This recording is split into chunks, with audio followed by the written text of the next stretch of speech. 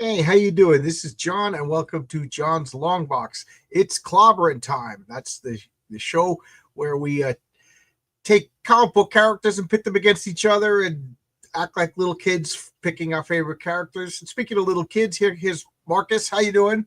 Hey, what's up today? Yeah, it was so this week. It's funny because my wife does the little thumbnails for It's Clobbering Time.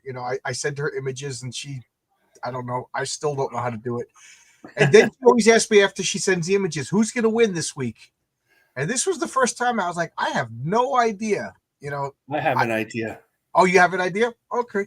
So again, let's just, I kind of have like a little format. Like what we do is, if it's just Marcus and myself, we'll pick a champion, and then we'll talk about the character, the origins, who created him, the real life history of the character, and then we kind of talk about like some of the great stories, the adversaries, and something interesting stuff about the character.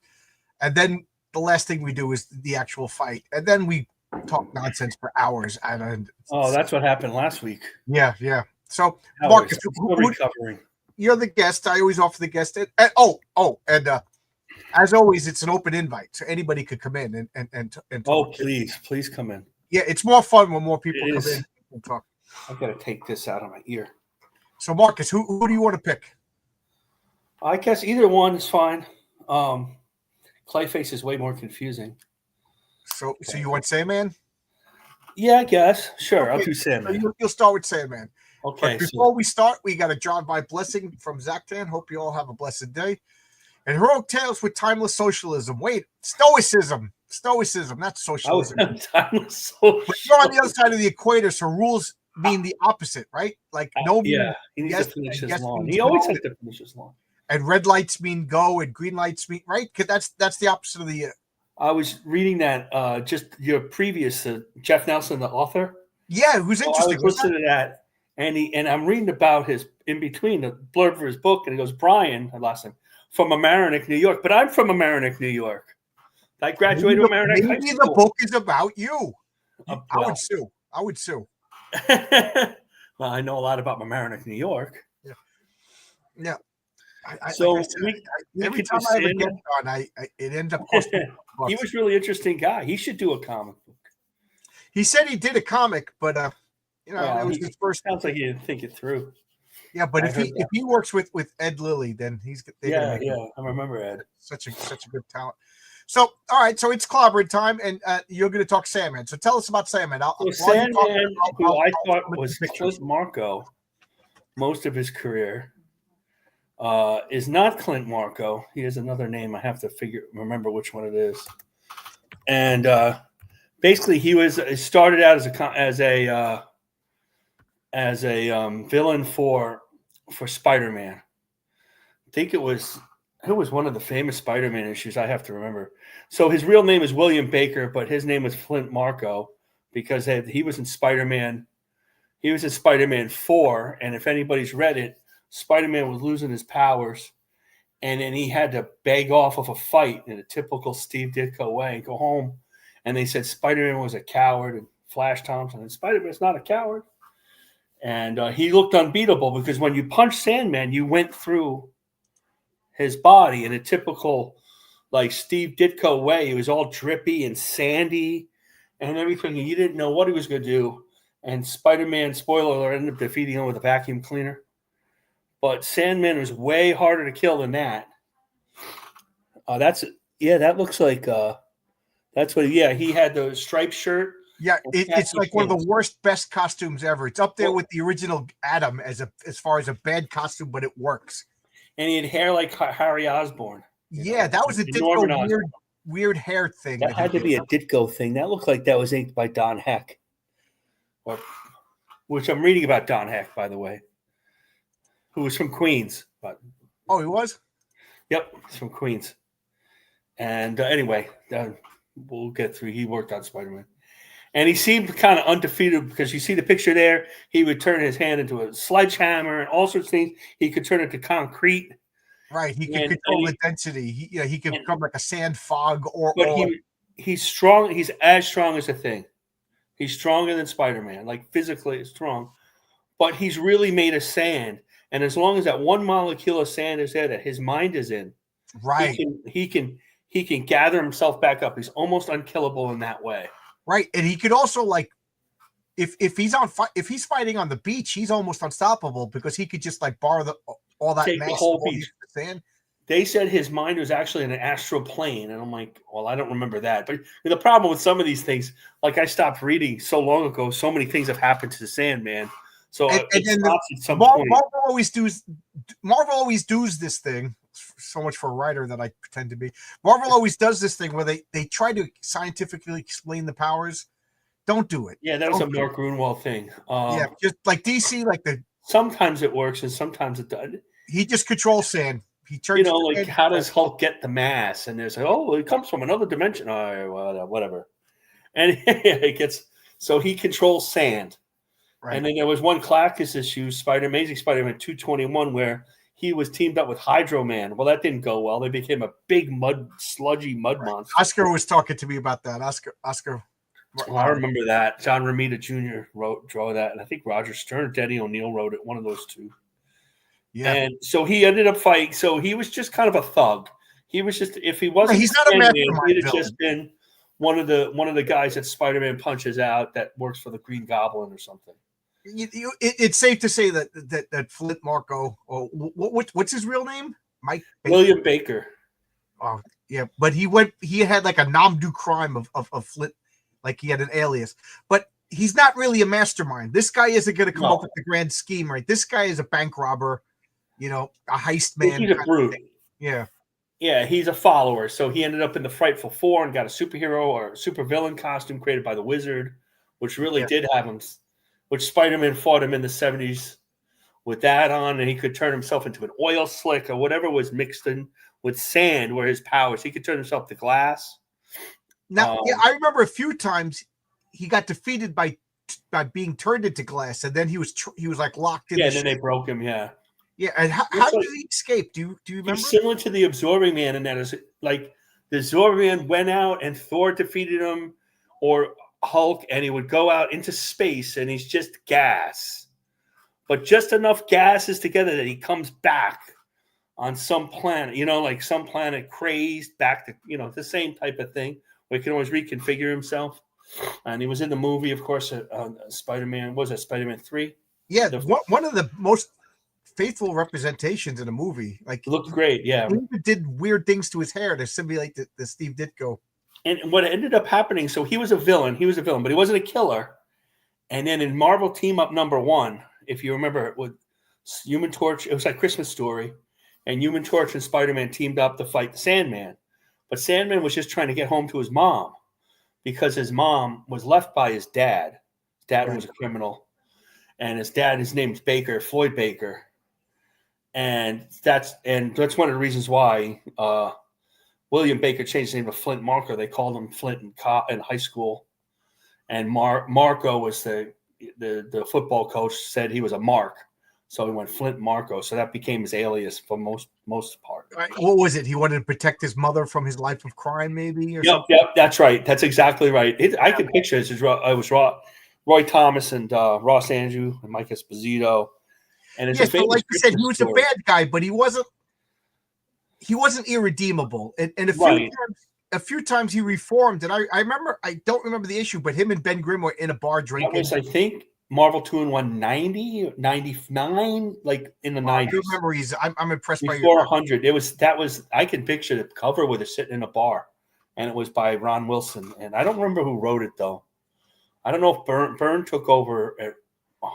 I don't know if he wrote it. I'd have to look it up, which isn't hard for me. Like he joined Silver Sable as part of like. That's right. He became more of a mercenary because he wasn't truly good, but he wasn't truly bad either. He was just kind of like a guy who made bad decisions. We were talking about. I talking with you? I forget, but like Dr. Doom shouldn't ever be a good guy. This guy, like, he did stuff that you can't come back from. No, that's right. The guy that makes deals with demons and stuff like that. But Flint Marko, Sandman, yeah, he knocked over the bank. Like, as far as I know, he wasn't a murderer. He could do. Don't forget the Red Skull is now, and the Red Skull is going to be our president on Monday.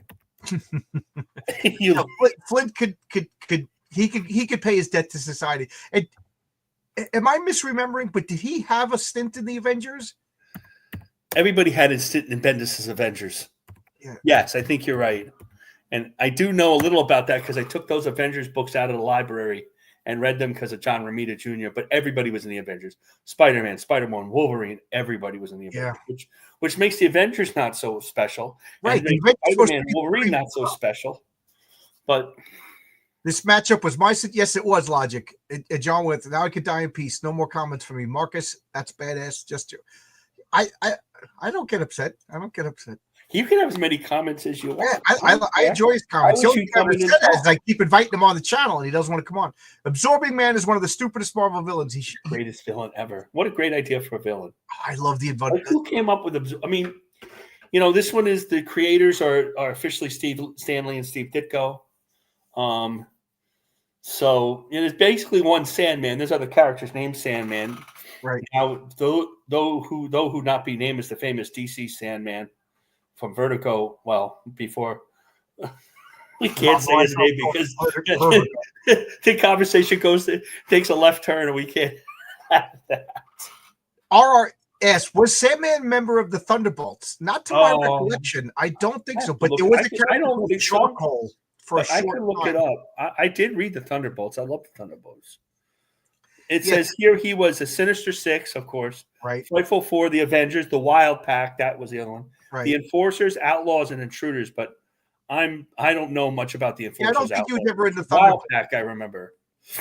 Size and mass manipulation, shape shifting, Earth manipulation, density control, flight in a sandstorm. He can fly. In a sandstorm. That's right. Like, he can change his. Like able to turn invisible when nobody's looking. And then fly. I think I want to do a comic book about Sandman. Jesus. Yeah, he's a cool character. I didn't think twice and about it. And if you get the anatomy wrong, you could just say, well, that's his morphing. The anatomy's always wrong because it's impossible to draw correctly. 100%. I love that George Perez. Oh, no, I wasn't. I was RRTNZ is I'm not. No, he was an idiot. Yeah. Absorbing Man wasn't too bright. That's kind of the point. Cronenberg says legend was the quicker picker upper, and his mother was Nancy. That's right. Nancy Walker, right? Any of you Oldensons, but I wanted to. This is the comment I want to address. I agree with you. Thank God the Absorbing Man isn't too smart, or he would take over the world. But Chuck Dixon came up with Slob Hero, which I don't really fits his heroes. I'm on my second Levi Kane book. Like where James Bond is a gentleman hero, and then a slob hero is a non-gentleman hero. Right, but it's not really quite right. These heroes are not slobs, I also don't like when he says men's sweat magazines. I don't want to touch a men's sweat magazine. No, I don't like that either. A lot of these great writers and action heroes were in those magazines, and which were once pulps, right? But yeah, it's his term. But Absorbing Man and Sandman are slob villains. They are slobs. Right. Like Absorbing Man was just some slob criminal that Loki gave power to fight Thor. Right. That's it. And so was the Wrecker. The Wrecker's the same. Well, Wrecker was by accident. Same idea. That big slob who's just going to be a big brute to fight Thor or the Hulk or something. Right. At the very best, if Absorbing Man didn't Crusher Creel, I love that name. Right, that's a great name too. Didn't get powers, he would probably be a henchman. Right. I like Marco a lot better than I don't think he thinks farther than his own pleasure of the next day. You know what I mean? But that's kind of the I just love him. Like I know we're talking about the wrong characters in this, but they're similar characters. But the Absorbing Man, like I was talking with Fabrizio Aiello about this. Like everybody has their character. Like the Absorbing Man is my guy. I love that guy. Like I liked him, and I'm very protective of him. Like I don't like when he's like oh God, now they're bringing him out in Marvel again. What are they going to do to my Crusher? That's my guy. I thought it was. I love that guy. He was in. They did the book Bring on the Bad Guys. Remember that? Yeah. So I still have my original copy. It's not in great shape. I have all my some origins, and I reread that story with Thor fighting him, and he turns into the Earth, like in the first issue he ever showed up. How could you hate him? And I remember him, the Hulk, and and he's falling, and he's fighting the Hulk to a standstill, a complete standstill. Right. And he touches glass, and that was the end. That's how the Hulk couldn't defeat the Absorbing Man. He messed up. He messed up. Ron. Yeah, I love. But they're similar. I think that's. Remember when Terminator 2 came out, or the Terminator, and I was just like, "That's the Absorbing Man." Jack Kirby did this 30 years before. That's why I said, "You show me a good concept of the movie, and I'll show you a comic." The Absorbing Man was in Agents of S.H.I.E.L.D. too, and they did him okay. That's limited. But they did all right. They tried. Yeah. But so they're similar characters, so I'm not surprised we're talking about them. And I like the name Flint Marko way better than Bill Baker. Yeah, Bill Baker is William your accountant. Baker, come on. Yeah, Bill Baker Marko, does taxes. You know what I mean? Flint is awesome. Flint Marko is a cool name.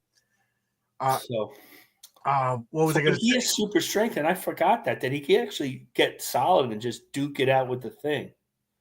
Yeah, he could compact himself, become like invulnerable. You know, he should be. These character, and I guess Clayface too, should be unbeatable. You know. Yeah, but that's why Absorbing Man, Sandman, and I'll even say Clayface, they're not the smartest guys, because if they were super intelligent, they would be. Depends which Clayface. True. There's 8 Clayfaces, which is why I didn't pick him. So let's talk about Clayface. So there was 3 versions of Clayface. I actually had to do a Wikipedia. I didn't realize, but I looked at Wikipedia. There's 8 versions of Clayface. 8 official versions. Yeah, the first one was by Bill Finger and Bob Kane in 1940. You know, he was a B-list actor that he became a villain. You know, and he was kind of modeled after Lon Chaney and his name. Yeah, his original name was Basil Carlo. That's so on the nose. And the more I learned about Bill Finger and Bob Kane, the more I'm realizing they did a lot of copy and pasting, you know, of stuff, you know. But Bill Finger went to high school with Will Eisner, you know. Oh, they did? And so did Stan Lee. They all went to the same high school. Oh, wow. Talk about a high school that influenced comic books and therefore the world. You know, then the second version was Matthew Hagen. I think the second version is the one we remember best. He got exposed to a pool of radioactive protoplasm, and you know he became Clayface. And then the 70s, Preston Payne became Clayface. Now Preston Payne was the one with Marshall Rogers, right? Yes. With the tank over his head. Yeah. Lady Clay. There was a Lady Clay. Cassius Payne's skin to become Clay Thing.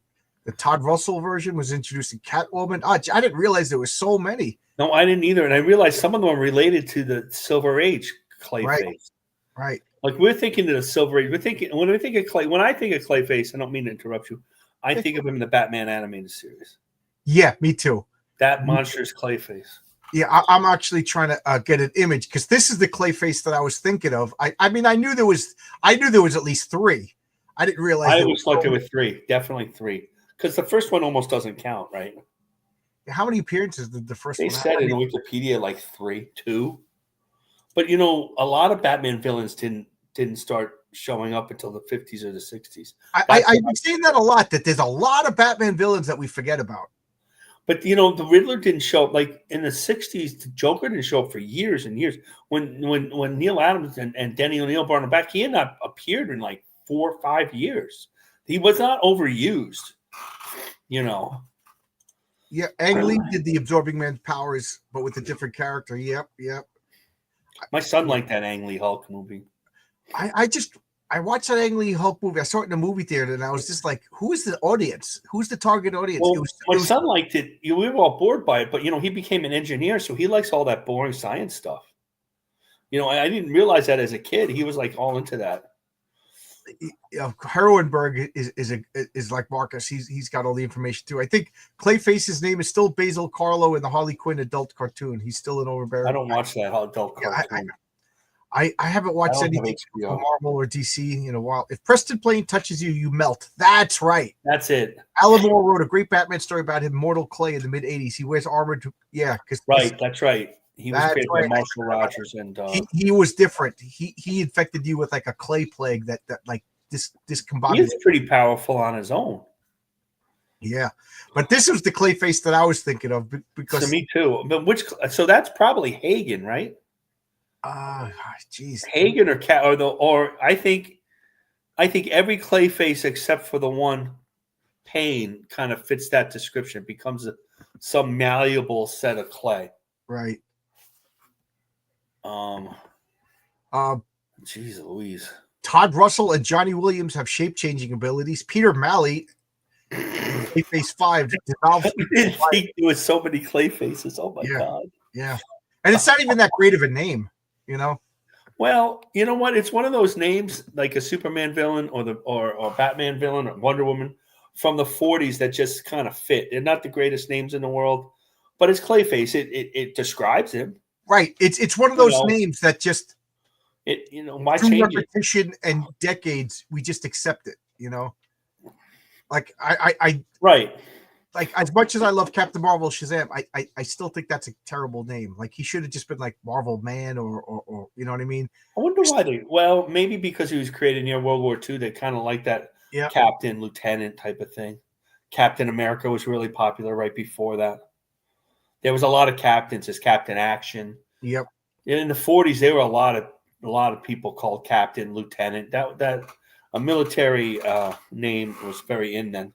Herrenberg says, other than the obvious, he likes the Bookworm and Olga, Queen of the Cossacks. I don't know Olga, Queen of the Cossacks, but the Bookworm, if I remember correctly, that debuted in the TV show. Roddy McDowell was the first portrayal of the Bookworm. There's a couple of, and King Tut was in the right. TV show.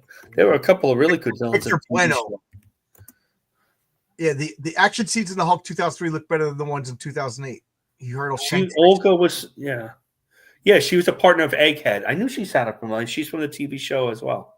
Yeah. Clayface does sound like a Dick Tracy name. Yeah. Well, exactly. Well, you said they copy and paste. Well, a lot of Batman's early villains were basic copies of and inspired by Dick Tracy. You know, I never read Dick Tracy. I watched the. I read some Dick Tracy. Dick Tracy's brutal. If you get a collection of the 30s, and for like, we got the Daily News. You read Dick Tracy, and he was going to space, and he was doing some mysteries. But Dick Tracy's the 30s, 40s. Yeah, I brutally violent comic of original Dick Tracy's. They're really good. John, fits your number one rule. Clay, the name fits. The name is a great focus. Fits, yeah. The fact that it's been around since the 40s shows you that it works. You know, it does. It's a focus. It describes all. Even with the various powers, they all kind of made sense. Clay could shape his face and entire body. I do love the name, but I'm just saying it's Clayface. You know, it's like Taserface. We make fun of Taserface, but 40 years from now, we're gonna be like, Taserface is a great superhero name. Or Arseface. Yeah, Arseface from Preacher. Yeah, I remember that. Harley Quinn was invented by the animated series, absolutely, not the comic. She first appears in Joker's favorite episode. Yeah, and then I like that Harley Quinn.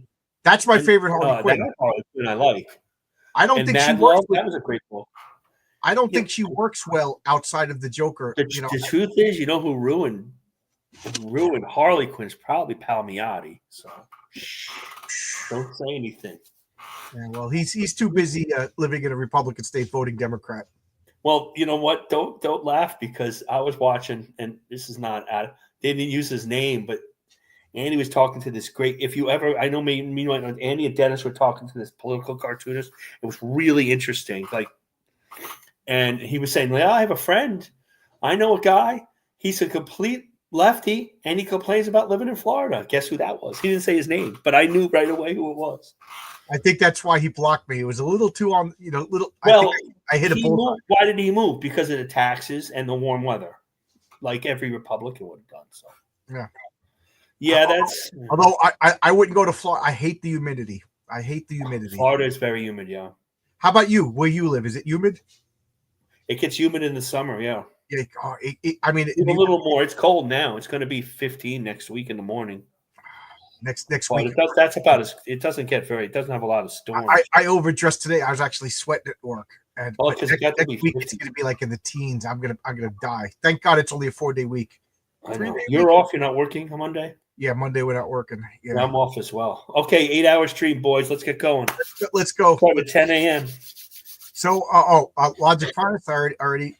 Okay, As opposed to Sandman, Clayface is a real monster. That's Zachman's got a point. Good day. If Sandman had Kirby's armor, then he wins. The green costume? Yeah, the Kirby armor. It was armor, or I just thought it was a costume. It was they called it armor. Jimmy and Amanda literally work on top of a comic shop. That's true. How would they move? Well, don't complain about your governor. I mean, right? They get tax breaks. They move there for economic reasons and then complain. I moved here for economic reasons, and I got a Democratic governor. Blech. Yeah. But that's anyway, the way it is in North Carolina. I don't want to. So Clayface, he could change his shape. He could compress himself. He could copy other people. He could stretch. He could deform his body into weapons, notably like a spiked mace and everything like that. Now, the only thing I'm not sure is could he like increase his mass? Because the Sandman, like I said, he could go into like the beach and grow to like skyscraper proportions. Could Clayface do that? It says shape-shifting and superhuman strength. But I remember the one that we're looking at now, we used to get way bigger, remember? Like he fill the whole screen when fighting Batman. So I think he can get bigger. Yeah, so all right. So obviously his main villain is Batman. Obviously Sandman's main villain is Spider-Man. We didn't although Fantastic. Or he fought the Fantastic Four a few times, so but for the most part, like my rule is always the typical version, although it's hard to come up with a typical version of Clayface, because there's 8 versions. Jeez, I didn't realize there was that many. Well, what I was reading up on I thought there were 3 versions. All the Clayfaces except for Pain are similar to this. They all had these similar powers. And one had fission, and one had a death, like a man thing touch, a death touch. But mostly they do this. Mostly they're this. They just made them different people. Yeah, I like this comment. If Clayface and Sandman fight, they make Adobe. Yeah, and then so they fight, they make Adobe, and then a family of Mexicans move in, and next thing you know, delicious tortillas are had by everybody. We all create Fritos. We all win. That's how Fritos are created in an Adobe. Oh, we got another participant in our battle over here. How you doing, Monumental? I'll remove this so we can actually see. How you doing, Monumental Comics? How's everything? Hey, how you doing, Brother John, Brother Mark? How's everybody? Nice to see you. Doing so good. Welcome. It's clobbering time where we nerd out and talk about things that really don't matter. It matters to me, right? I was just talking with Jeff Nelson, and he said that George Lucas said continuity's for nerds, and I said yes. If you don't like continuity, you're not a nerd. Like if you like Tolkien and you're like, yeah, well, the Rings of Power is pretty good, but you don't like Tolkien, Yes. I think if you're going to create a series of books or movies, you should basically have continuity, like basic continuity.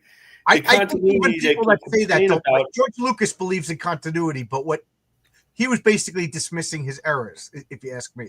Right, but like the Marvel Universe continuity is so complicated because they've been around so long at this point, and Marvel never rebooted their whole universe. Right, DC did like 7 times. That's why I don't care about Crisis. Was fine once, but then there's 0 hours. And even that they didn't stick to. No, and it was only 5 years later. You know why? Number one sell.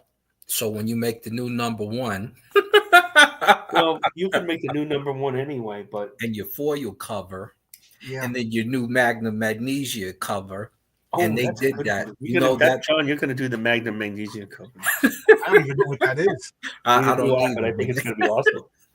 Yeah, it's a scientific element. That's usually the issue with this starting over business, and then they go back later to tell you, at least Marvel did, to tell us that, this number one is the start of when Thor does this. It's really Thor 690, whatever it was. Well, that was their biggest mistake, was the legacy numbering.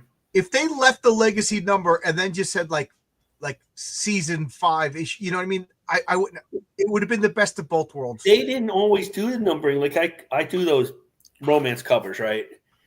And Simon and Kirby did not do numbering. They did volume 1, number 1, volume 2. Yeah, it's very did hard to magazine- figure out what number it is because they did it like the magazines. They didn't do it like the comics.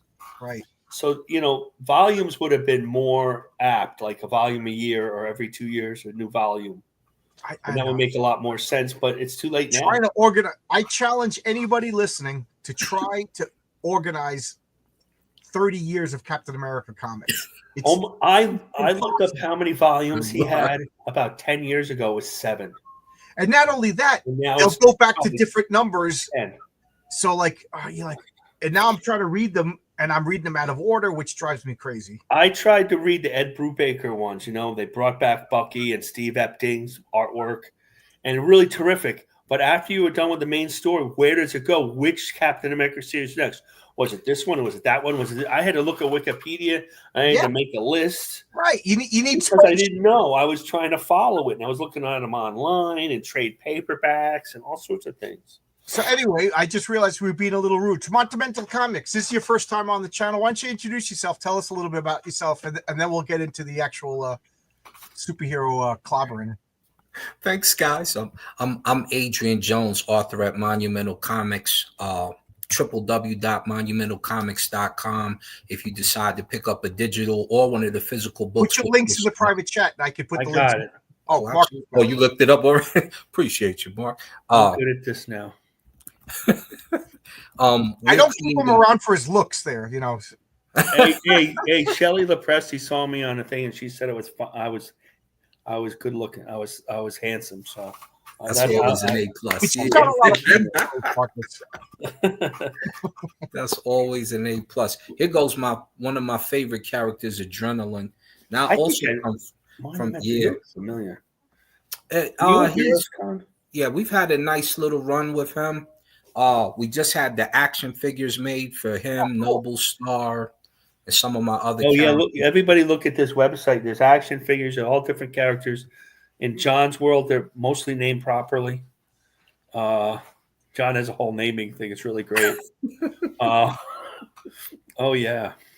It's funny I'm not going to give names, but somebody was just asking me, like, does this name fit this character? Does this suit fit this character? I would change the color scheme to fit the color. And he was like, well, I said, you can do what you want. I'm not the boss. These are my rules. Oh, that's cool. Yeah, we've got him. That's instant. Nothing's faster. We've got a whole series of Adrenaline has a character over here somewhere. I could pull him out the closet.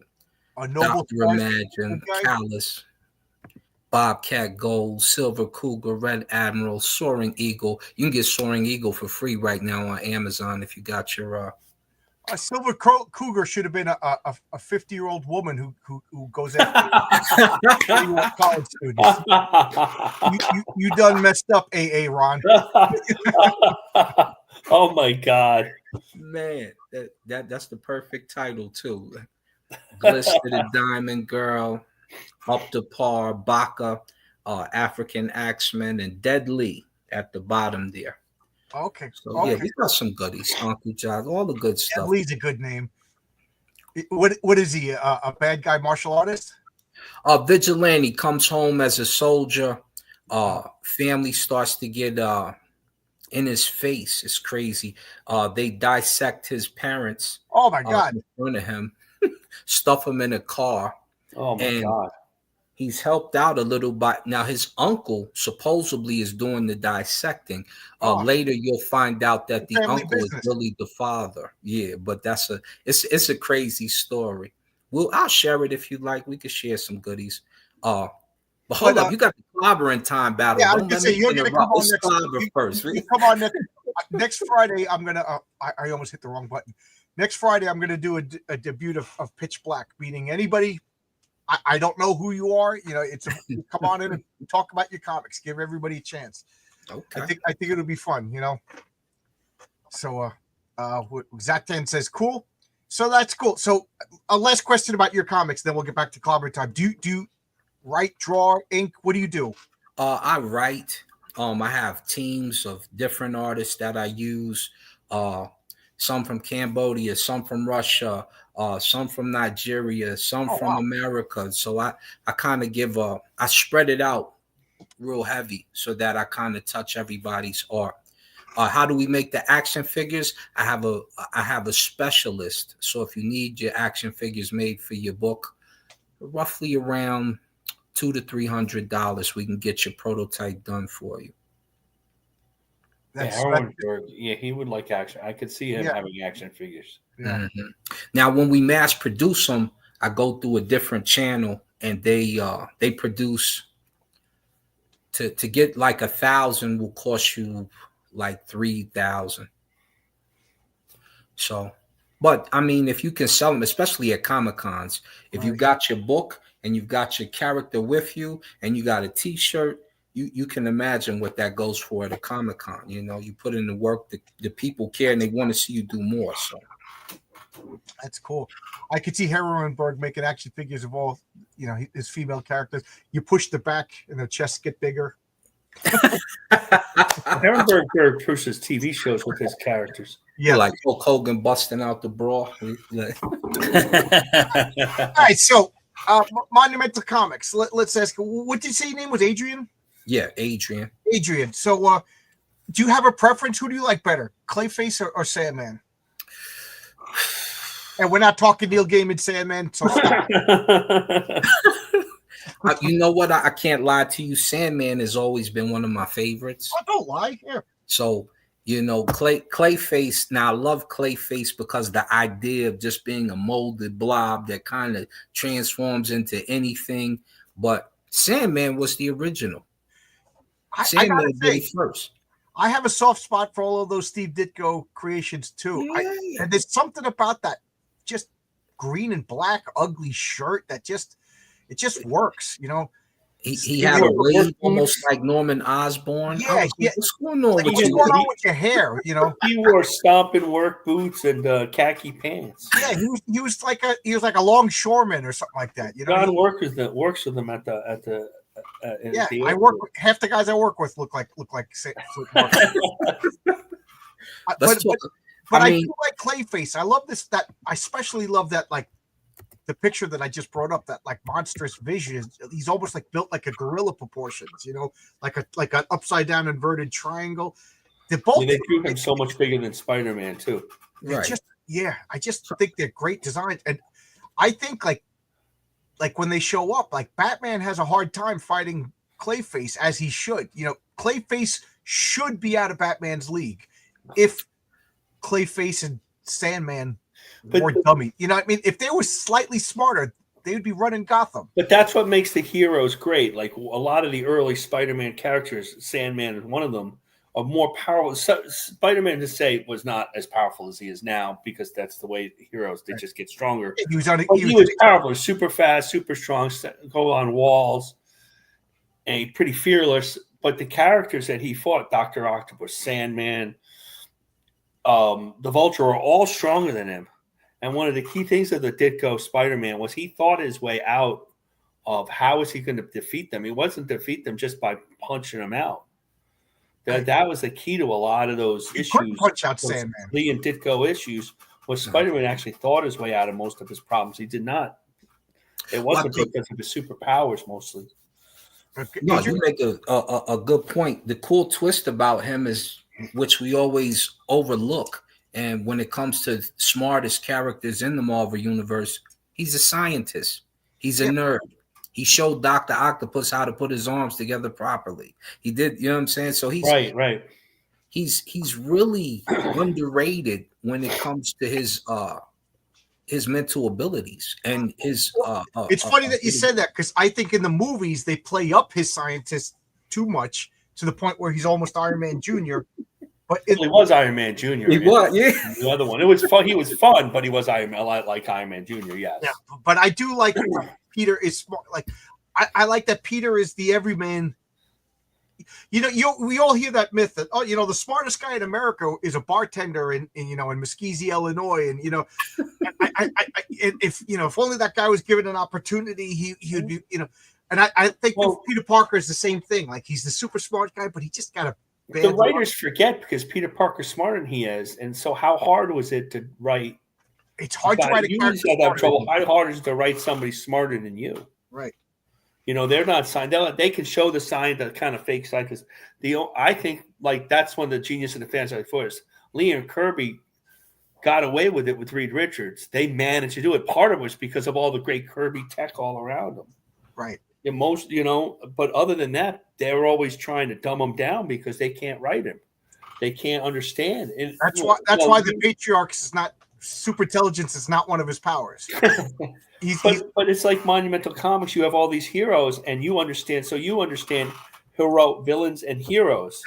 But the current comics don't understand what heroes are. They only understand villains and down the road. Are you a villain? Or like they understand in the middle. Oh, am I bad? Am I good? I'm going to go to Starbucks and have a cup of coffee. I'm looking at your website. These guys are in action, right? Yeah.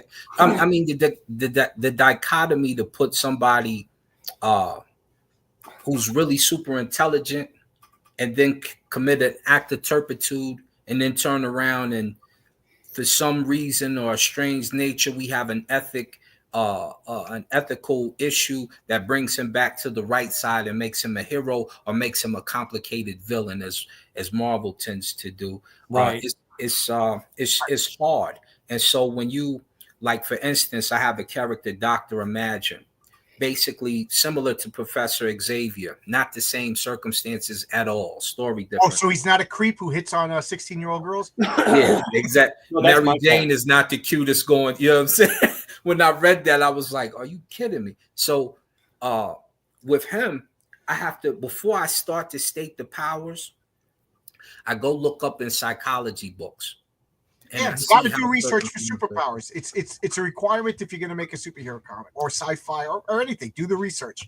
Neurology books, just so I can say, and then this happened in the mind and the chemical influence, right. allowed him to get into the ectoplasmic, and so those are very important, especially reverse the flow of the neutron flow or something like that, like they say in Doctor Who. So how does this battle go?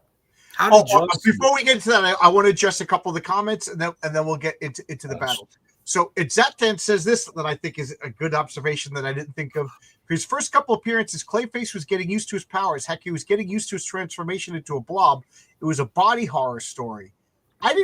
You're absolutely right, and I didn't realize it. There is a lot of elements to horror to Clayface. Especially the one that could touch you and turn you into clay, and loss of identity and everything. That you're right. There's a lot. To me, I think Batman should have an element of horror, whereas Spider-Man should have like more an element of like everyday life kind of. I think Gotham City, just the word Gotham City evokes horror and darkness and bats. So I would like to see Batman return to like detective crime and gothic horror. Well, good observation there, Zatan. He will, because they've done everything with him. The best way to defeat Sandman is to get cats to poo on him, then he'll have to beg and throw himself away. Yeah, there you go. Zatan, body horror is a huge genre now. The Substance was up for. Is that what it's about? The Substance? It's a body horror. Yeah, I didn't. All I know is it was like he's an actor. And he puts on this mask and this clay stuff. Him and Blue Devil kind of have a similar origin to me, except for Blue Devil's went well, and Clayface's went horrifically wrong. Okay. So when he puts on the makeup and it doesn't come off, and then it starts to transform him, and this is the movie The Substance. Yeah, he's Clark Gable to Monster Blob, and now he's so he Can really tragic character. To make his brain smarter? No, I mean I don't even know how you would do it. He can move things with his mind. I can move my brain. I think he could do that to make himself deader. Moving his brain. The 90s made deconstruction popular. Yeah, I'm not. Yeah, deconstruction was interesting at the time, but we don't need 8 million versions of The Watchmen or The Boys. I talk about that so many times. I'm getting tired of hearing myself say that. I think bad body horror will try to make having a body horrible, but good makes one grateful for the. Oh, okay, all right. I see. I didn't know The Substance was. I didn't know what it. I didn't know what it was. It just didn't look. I saw a review on it, so I know a little about it. Yeah. Grimdark. Oh my God, I even hate that word, Grimdark. That's a good character name, though. Yeah, Grimdark would be a good like fantasy villain or something like that. So anyway, Monumental, who do you want to talk about? Do you want to start the fight? Why would they be fighting? They do a robbery together. So because they do the robbery together and they get out of there, they're undecided on who will get the last dollar, which will put one of them over the top of the other for bragging rights. And so then a fight ensues over this $1 bill.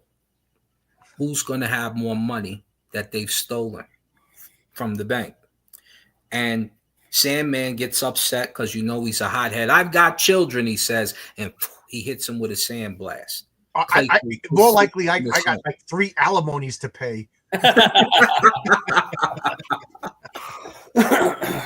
Clayface says, we got to pay for this next movie. I told you I need all the money I can get. Turns around, rolls, and right.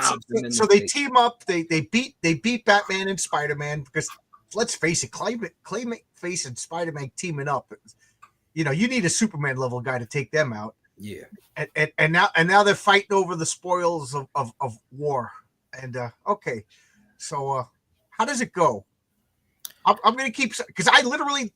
I think literally whoever the writer wants.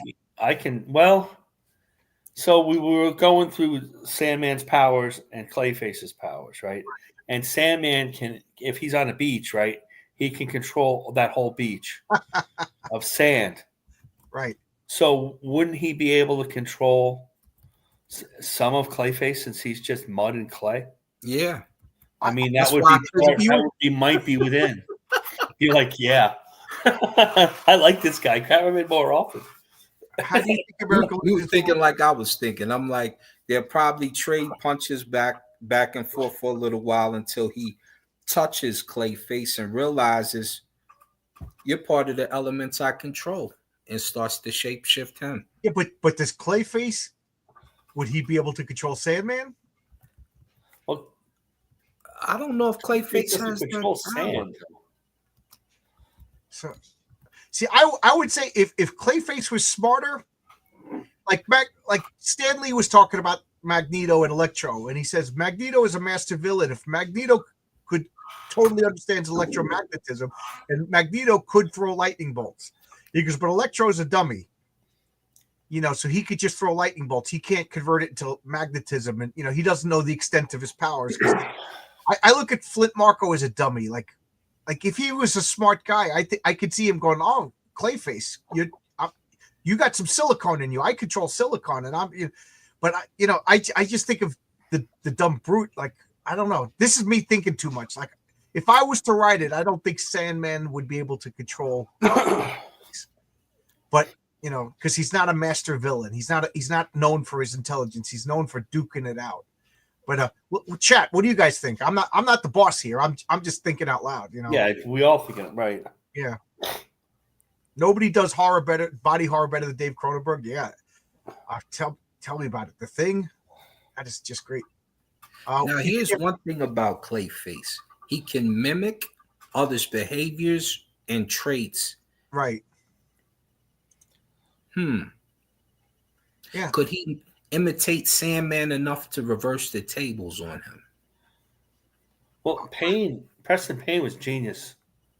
Yeah. He's like a genius level. The other ones were at least actors, a lot of them.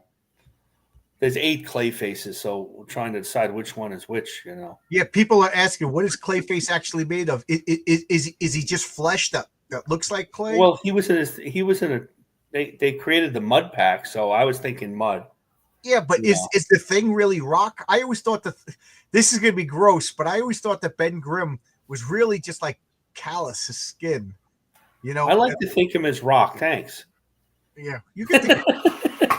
I don't know. Because now, like I was thinking of it like you heal, like he's just covered in like callous, craggy, dry skin, and I can't help but think that he probably smells. So is Ben Grimm silicone? I think somewhere they said he actually is, like the carbon was transformed into silicone. Yeah. Well, we've seen him take a bath, so it can't smell too much. Oh, okay. Google says Clayface is made of a mud-like substance, so so it is a silicone then. That brings a question because You remember when Spider-Man mixed Sandman with that cement chemical and made him turn hard and Right. dried up? Does Clayface have the ability to do that to Sandman? Could you bake Clayface into a like pottery? I'm not joking. I'm thinking like, Clayface is like Sculpey. He's going to be an action figure. yeah. I will say this right now: if they're fighting on a beach, Sandman has no chance. I mean, Clayface has no chance of winning. No. If they're fighting on a beach, that's that.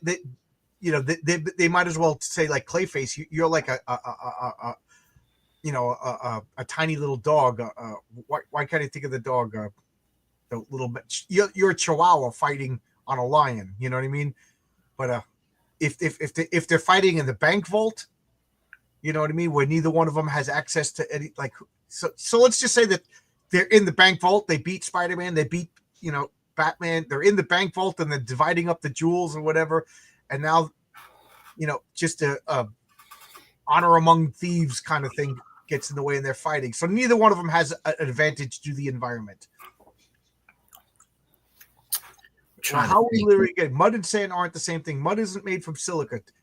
Is it though? Because mud could be anything. It could be any, it's mud is mostly mud can be dirt, wet clay, dirt, water, you know what I mean? Wet sand, yeah.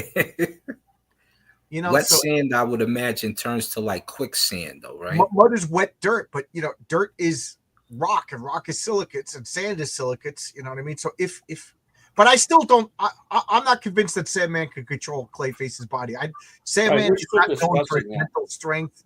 If anything, he's known for his lack of mental. I'm going to be a good guy now, and then 6 issues later, I'm a bad guy again. Physically, I think Sandman might be stronger than Clayface because they said he's about thing level strength. Sandman. Right? Yeah, we do have. If he was going to duke it out like a human. We do have. He'd be as strong as the Thing. He's way stronger. He fought the Hulk to a standstill, like you said. Could Clayface fight? This is what they say about Clayfaces. It says Clayface's malleable body grants him almost unmatchable physical strength, dominating Rick Flag Sr. and beating him to a bloody pulp, and restraining Eric Frankenstein by enveloping him. They're more similar than you think. That's why I almost think now that I'm reading his powers, it's like Clayface is the Sandman of the DC universe. Yeah, they're almost perfectly matched. I'm in construction there, Eric. I don't know the different types of mud. We got mud that smells really bad, and then we got mud that stains your clothes. We got mud that's okay. That's the good mud that just falls off your clothes. Yeah, right. We need an expert with. Come on in and testify. Clay is in fact rich in silicates and illuminates. What's stronger, clay or sand? But his name, right? Well, I would think clay is stronger than sand. Clay or sand? You don't build houses out of sand. You build things out of clay, right? Why is sand stronger than clay? Sand particles are larger and more tightly packed, leading to less drainage and more susceptibility to compression under load. There we have it. I'm just looking at the comic book examples. I'm a nerd. Well, Sandman fought Thor. He fought Hulk to a standstill. Spider-Man acknowledged that he couldn't physically beat him. He had to resort to trickery. Now Clayface, he beat Rick Flag. What are Rick Flag's powers? He's a normal guy. He beat Frankenstein. What are Batman's powers? He's a normal guy. Has Clayface battled anybody with superpowers? Frankenstein is tough. Yeah, the Marvel version of Frankenstein, that guy could lift a car. Okay, so we'll put Clayface in a superhuman. Well, the thing about the Marvel villains, they get around. So he debuts with Spider-Man, then he's fighting with the Fantastic Four with a super suit. If he has a super suit on, it's over. I'm going to press a button, turn you into an oil slick or something. Then he fights the Thing. Then he fights the Human Torch. Then he fights Hulk. Then he might be an issue of Thor. In fact, I think he was an issue of Thor. Clayface was basically Batman. He didn't really fight Superman, maybe in World's Finest. He didn't really fight Wonder Woman. She'd have her own version of Clayface. Right. They'd call her something else, Dollface, whatever. So that's the thing. Like we're thinking about like, so it's hard to say what Clayface can do because he's really only faced Batman, Right. who he should have beaten. Logic. I already conceded this. Whoever the writer wants this one. To Well, me, that's every week though. Yeah. You know, but well, sometimes I would say like if the writer picks X over Y, it's because the writer's wrong. You know what I mean? Like some characters should like I don't know. Like Squirrel Girl should not defeat Galactus or Thanos. You know what I mean? Well, anybody who It's wrong. shoots I don't arrows care what probably the should writers not say be in in Marvel. They're superhero wrong. Abrasion is the key. That okay? Now we're thinking. Sandman could wear Clayface down to nothing. Clayface's best chance is to find water. That's a pretty good point because Sandman has been known to turn himself into like a sand like spray. Whereas I don't know if Clayface has ever been like, you know, like a ranged spray attack. A clay storm. It's got to be the nerdiest It's Clobbering Time we've ever done. I can't believe this. Oh, if you remember, didn't they have that in Thor? Didn't they have Sandman and this other woman character who was also Quicksand? Ron Friends was also and she was like Sandstorm. Yes, and she created sandstorms. Right. So like a sandblaster. You use a sandblaster to like polish stone and stuff. So I don't know. I'm starting to lean towards Sandman, but I do acknowledge that Zach 10 says if it comes down to trickery, I still say that Sandman's like to me his greatest charm is that he's a dummy. You know, but how much mind does this Clayface have that you were showing? Like the one that we usually think of, and we're all thinking of, is the animated series. Right. We got to see him in action, right? Logic. I keep asking you he's to in send me monstrous form. How monstrous is he? You know, like how much can he think? And that's a good question because Sandman, like how durable are each one of these? Both of them, if you heat them up, will turn into a different substance and be stuck. Sandman, I think it takes 3,200 Fahrenheit or something. He starts to turn to glass. Right. He's turned to glass a few times and then mysteriously. Yeah. I got better. That could be a problem. We need to know Clayface's malleability and some like of his. Has Batman ever used like a big high powered torch to like dry him out, turn him into like, you know, tablets and Adobe right. or into a shape, into a fountain or something. But if I see them fighting in a vault, he did melt him a little bit in this. I remember his face was coming off and he couldn't hold his stuff together. Yeah. Remember? Didn't he put him in like a cement mixer or something like that in one of the cartoon ones? If I'm not think so. Like the original Clayface, it was basically. Oh, I thought we were listening to music. The original. Clayface, I'm nerding out. Clayface is a genius, but he was an actor and he's cutting. I think Batman has baked Clayface before.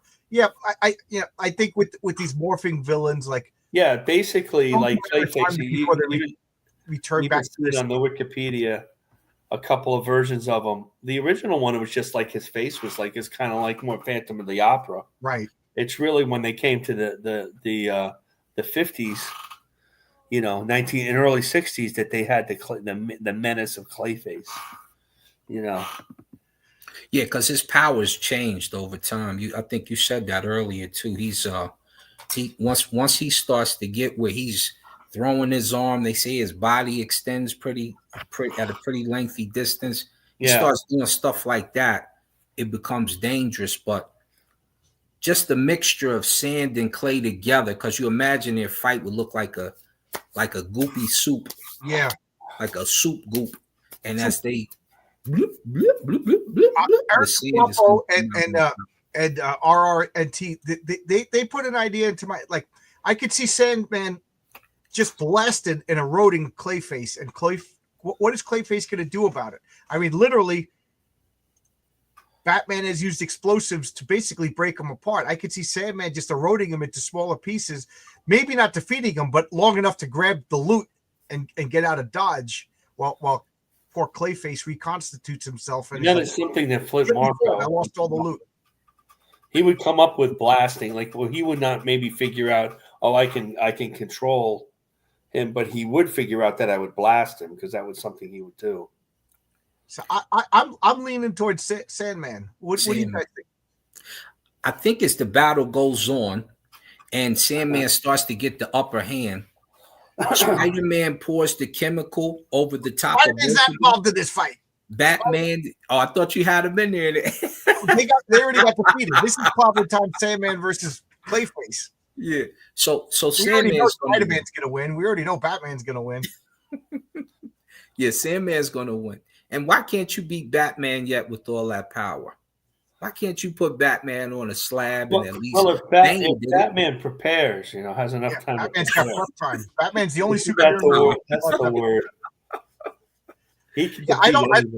I don't see why Flint Marko couldn't create a same stuff. Yeah, he literally does sandblast people. So I could see Sandman. I'm leaning towards Sandman. What do you guys in the chat think? Oh, so Monumental Comics, Adrian, what do you think? I got Sandman. I got Sandman. Marcus, who do you calling? I'm calling Sandman. All right, guys in the chat, what do you think? And I guess at this point we'll start thinking about the next week's. Hey, Don's, how you doing? Don, man, you put a picture of yourself. You didn't even look like yourself. Don is so sick. His face was so swollen. He looked like Clayface. Don, you want to come in? You want to come in and talk? Who do you think would Monumental would be allowed not to use it. Well, we started out with a Batman Spider-Man crossover and casually dismissed them before everything started. So, good. Mama Donna's good. Good. Mama Donna's good. She's your Aunt May. You got Don and I do a draw stream tomorrow night at 7. Who you drawing? Well, he did a poll, and one of your characters up for it. I don't know what the final. Yeah. Reaper Destroyer was winning by a little bit. Yeah, the crowd is Sandman was next. Rogue or Parasite to go. Conan versus Elric. Elric wins. He's got the sorcery, he's got the elemental ring, and then you said without Stormbringer, Jerry Mouse beats Elric without Stormbringer. So you mentioned Conan and Elric. The unpopular opinion is that Tarzan and Conan in a hand-to-hand fight. That's Conan a good one. Tarzan versus Conan. Yeah. Well, we can talk about it then. We could do that. You guys want to do Tarzan versus Conan next week? I have my theories already, but oh man, Logic just reversed engineered a Chuck Norris joke, and I fell for it. Damn you! Yeah, so next week we'll do Conan versus Tarzan. I as much as I love Elric, and I probably know Elric best, Elric wins hands down. He's a master magician. He's got that magic sword that all he has to do is touch you with it, you die. So he's got all the cheats. But without the sword, he's a 50-pound weakling. You know what I mean? He's just a pasty, thin white guy. Yeah. Mighty Mouse first. He's Elric. He's an albino, for God's sake. Reaper Destroyer won. Well, this poll ain't over yet. Guys, we got 36 people watching. 36 people. Go vote for the Patriarch. Go to Don Drawn Stuff. Go to his Twitter. Look for his poll. I just shared it on my Facebook. Guys can say Monumental. You owe me. Basically, we'll do that. It's a really we sit there for 3 hours. We make fun of each other, and we egg Don's mother to bust his chops, which always works. She's got and we draw stuff. Last week was Judge Dredd. Oh, you do that? I made a mess. You off Judge Dredd. That's Monumental. Marcus is available for artwork for comics. Yes, I'm available. Marcus, I'm going to leave my number in the back chat. Are you on Twitter? Yes, you're on Twitter, Monumental. No, I'm asking. I am. I haven't. Yeah, that's how we were talking earlier today. We can DM if you want. Yeah, DM me. Marcus, he's Monumental Comics, Marcus. So send him a message. We did Cable a couple of weeks ago. Oh, that looks good too. That looks real good. And then we did. What did we do? The Steins. One of their guys, their artists. So he's a vampire character. So. Oh, you got large paneling too. Yeah. These are all 11 by 17. I do storytelling mostly Pinups I don't usually do, but for this we do it. I just had to write down Tarzan versus Conan because I couldn't remember who we were going to do this week. I was asking Marcus, I was like, I don't remember, and then I had to watch a 5-hour stream. Oh God, I tried to do that, but I was driving. I drive a lot, so that you're invited, Adrian. If you want to come on tomorrow, and bust our chops or whatever, or set up that we could draw a bunch of your characters. You have a lot of them. We could Don, right. Put your Twitter. I'm gonna make me donate to y'all too, but we'll do the. I don't know. My Twitter name I think is just Monumental Comics. So I'll have to donate to you, and I'll also, of course, when you do the art, I'll pay you. But we'll have to definitely sit down. I put my number in the private chat. Okay, I got it. Let me get a pencil. You're not Meritorious Comics, huh? No. Okay, so all right. I just saw M Comics, and I got. I've been talking all day with Meritorious Comics, and then you popped up. I didn't see. It was on your last stream when you had the ninja. Yeah, Ninja F off.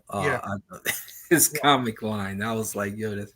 Yeah, so Don Draws Stuff. Follow Don's Draw Stuff. Everybody go to Don Draw Stuff, find the poll, and vote for the Patriarch. Oh, I can put that in. Yeah. Joe Sontag has enough talent and everything. He don't need any help. I need the help. 1976 X-Men versus 1986 Justice League. That's a good one. Next week will be Conan versus Tarzan. I really want to do a Jonah Hex one, but I can't. I just immediately say the Punisher, but we keep pulling the Punisher out. You go Jonah Hex with Nick Fury. Oh, that's a good one. That's not a bad one. Yeah, that's not a bad one either. It's more his alley, and remember you watch Nick Fury. Yeah, and that's Steranko Nick Fury. Like that was my biggest problem with Samuel L. Jackson as Nick Fury. Is that nice? If you watch the Marvel movies, more than 50% of the appearances of Nick Fury, he's sitting down. Oh yeah, Nick. Yeah, the Ramrod does not. He used to call him the Ramrod. Right, in the 60s, right? He did not. In the first Nick Fury comic, Agent of S.H.I.E.L.D., that guy rips his shirt off in the second panel, jumps on a bomb, rides the bomb into a building, jumps off the bomb, shooting people before he lands on the ground. Oh, Steranko had him out, and then by the third page, he's kissing a girl. I haven't seen Samuel L. Jackson do any of that. No. What is actually good? 1976 X-Men versus 1986 Justice League. Rom Space Knight versus Cyborg. Okay. I mean, I don't want to answer Cyborg, but one guy smashes the other one to the point where it's not even a fight. See, I'm a old schooler. I like Machine. I used to buy Machine Man comics. Yeah, I like Machine Man. I remember Machine Man versus That was my character. I'm old. I have all the old comics. Yeah, I used to have them all. John has a better fight. John has 175 boxes of long boxes. More than that now. God, Jonah Hex versus Nick Fury is a good one, but which Nick Fury? Yeah, his whole basement. What he's sitting in is just 2x2. The rest of it is all boxes. What you just see is right. To me, this is the most stupid thing in comics. I'll never understand how the white Nick Fury is the biological father of the black Nick Fury. Well, I have no comment on that. And he just happens to have any trouble. Are you insane? And then he just happens to have an iPhone. You know what I mean? It's just too big of an ask. That means that they should have got Vin Diesel instead of Samuel L. Jackson, is what you tell me. That's crazy. That is funny. So these are some good ones. I'm just writing them down so I don't forget. It's funny. How am I writing them down? I'm sending messages to my wife. She's upstairs like, I don't care. Cyborg versus Machine Man. That's a good potential. Okay. Do that and Nick Fury versus. How does Vision match up or Ultron match up with Cyborg? Ultron would or Brainiac. I think Brainiac would beat Cyborg. Just he controls computers. Cyborg would just be hit with viruses and stuff like that. I also think Ultron has to beat Cyborg because Ultron beats the Avengers. Ultron's one of those enemies that like the Avengers go like, oh man, you know what I mean? So like you need to team up to fight Ultron. Nick Fury versus Jonah Hex. That's a good one. Yeah, but next week we'll do Conan versus Tarzan just to break it up. I make gotta force put me to these learn in my more about phone Conan. because I keep forgetting what we're doing, and then you ask me. Right. Okay. So I wrote them down. I'm actually getting smart. I might make a note anyway. Let's see. Because mom is yeah. I mean, what are the 12 types of the genes that cause all the color? You know what I mean? Like there has been instances of whatever. I'm no geneticist. I don't know. John, you can't complain too much about Samuel L. Jackson, Nick Fury, or Mark. I know. Well, he stopped replying to me. So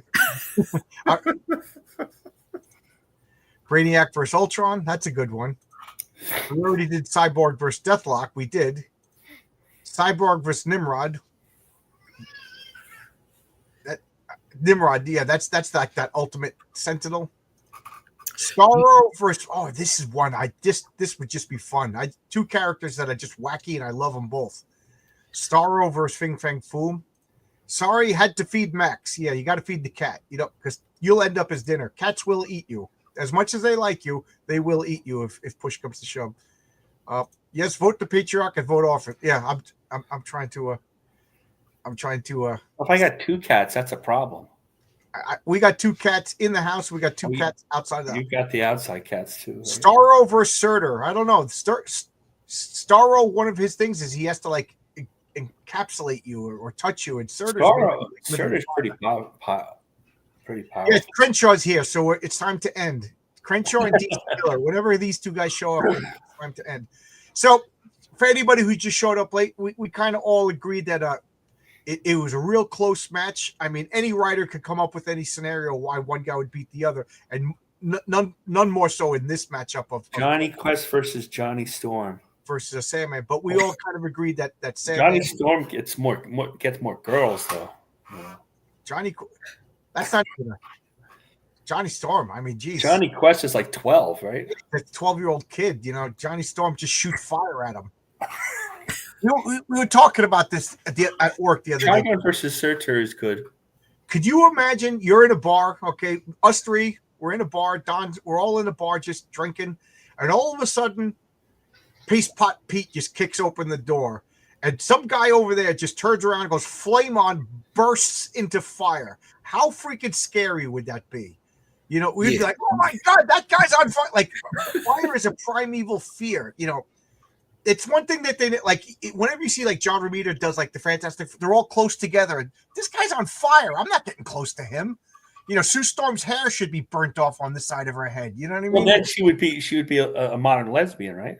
Yeah, but like she's a side. One thing they should. This is what happens, Adrian. And we could go on this last week. We ended up going for 5 hours. We still don't know how. Yeah, but you're just talking about it devolved into Marianne versus Ginger. Yeah, we're talking about all sorts of women. Trigon versus Surtur is a good one. Trigon versus Surtur is a real good one. I like that one. Yep, Eric Guapo agrees, and this is a good one. Ming the Merciless versus Kang the Conqueror. That's a good, yeah. I like Kang. They overused him, but I like them. You know what? This is lopsided. Now that I think about it, what did Ming the Merciless actually accomplish? Well, he was Ming the Merciless. I mean, against people with like medieval weapons. Well, Ghost Rider vs. Spawn is an excellent one. That's one I thought of that one and then I forgot about it because my mind is like a sieve. But Ghost Rider vs. Spawn is an excellent one. We did a Ghost Rider last month. Yeah. That was hard. So next week it'll be Conan versus Tarzan. That's just interesting because it's kind of outside the realm of comic books, but at the same time it's like it's the like beginning of comic book. Yeah, I am writing down Spawn versus Ghost Rider. That's a good one. There was what did I put on I put it on my Facebook.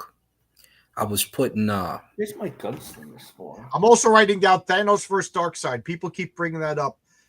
but I was always using that one for like an ace in the hole. Right. It was Charles. Who was it? I haven't seen this. Could you send it to me? Send a picture or a link or something? I think it was like Doctor Who versus Most of the Galaxy. Okay, I don't. I barely remember the movie from the 80s, and I will say my mother tricked me into going to some prayer group when I was a real little kid, and I just went you went to the house and they were singing church songs and stuff like that, and I was just like, it was Friday nights, and I'm going to. I mean, you're 12 years old. Who cares about Friday nights? But I want to stay home and play with my Star Wars toys. And I went to this prayer group, and I was just like, this sucks. But I was just too nice to flight, clap. And then I saw that my father was watching the old Buster Keaton. Is it Buster Keaton? Flash Gordon's, the old 20s. Yeah. Real. Well, he's the football player. He was being a jerk. He was just like, "Oh man, we could watch Flash Gordon." And I told my mom, "I'm not going." So Flash Gordon got me out of the church group, and me and my dad watched them every Friday night for a couple months. So I have a very emotional attachment to Flash Gordon. This is But ridiculous. I but I haven't watched it since I was a kid. So maybe Ming the Merciless did do a lot. I don't know. It's still pretty good. And Ming supposedly now in the comics, remember Ming could fight a little bit. He had some skills. He could. Yeah, go. Yeah. And I got to look it up. Oh, this is a Will good it be Spawn or Gunslinger Spawn? Hmm. Gunslinger Spawn. I hate Spawn. Savage Dragon versus I hate- Wolverine. I'm writing that one down too. I draw them anyway. We draw anything on this show.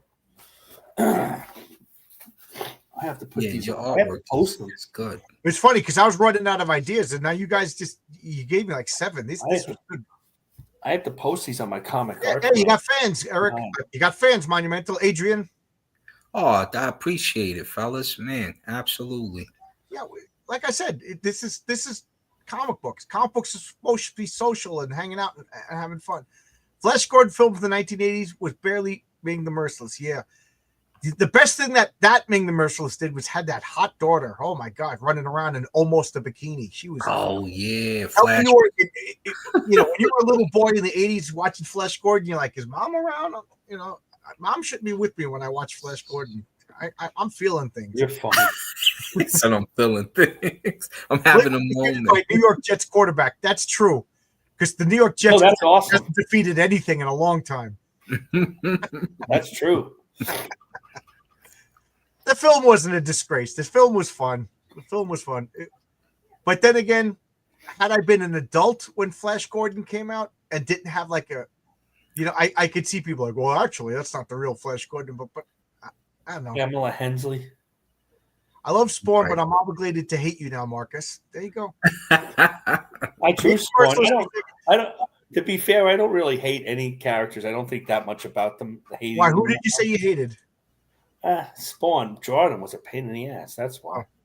If I remember correctly, like they he got impaled by the spaceship thing, and then he like disintegrated and from his ring, like his ring, like was his Horcrux that saved him.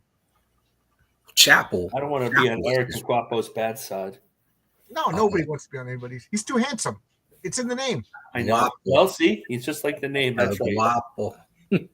So next week we'll do Conan versus Tarzan. That's kind of interesting because I did read the first 2 No Tarzan uniforms, novels. just loincloths. I read one Conan story, so by default, Marcus, you're gonna have to be Conan unless I'll Adrian, figure it out. You just said you read all those Conans, right? I didn't read all those Conans. I know about Conan. I have the Conan books. Well, and I started to open up. I go, wow, this print is really small. Holy moly! But A 90s I have the books here. I'm glad that you are a Superman fan.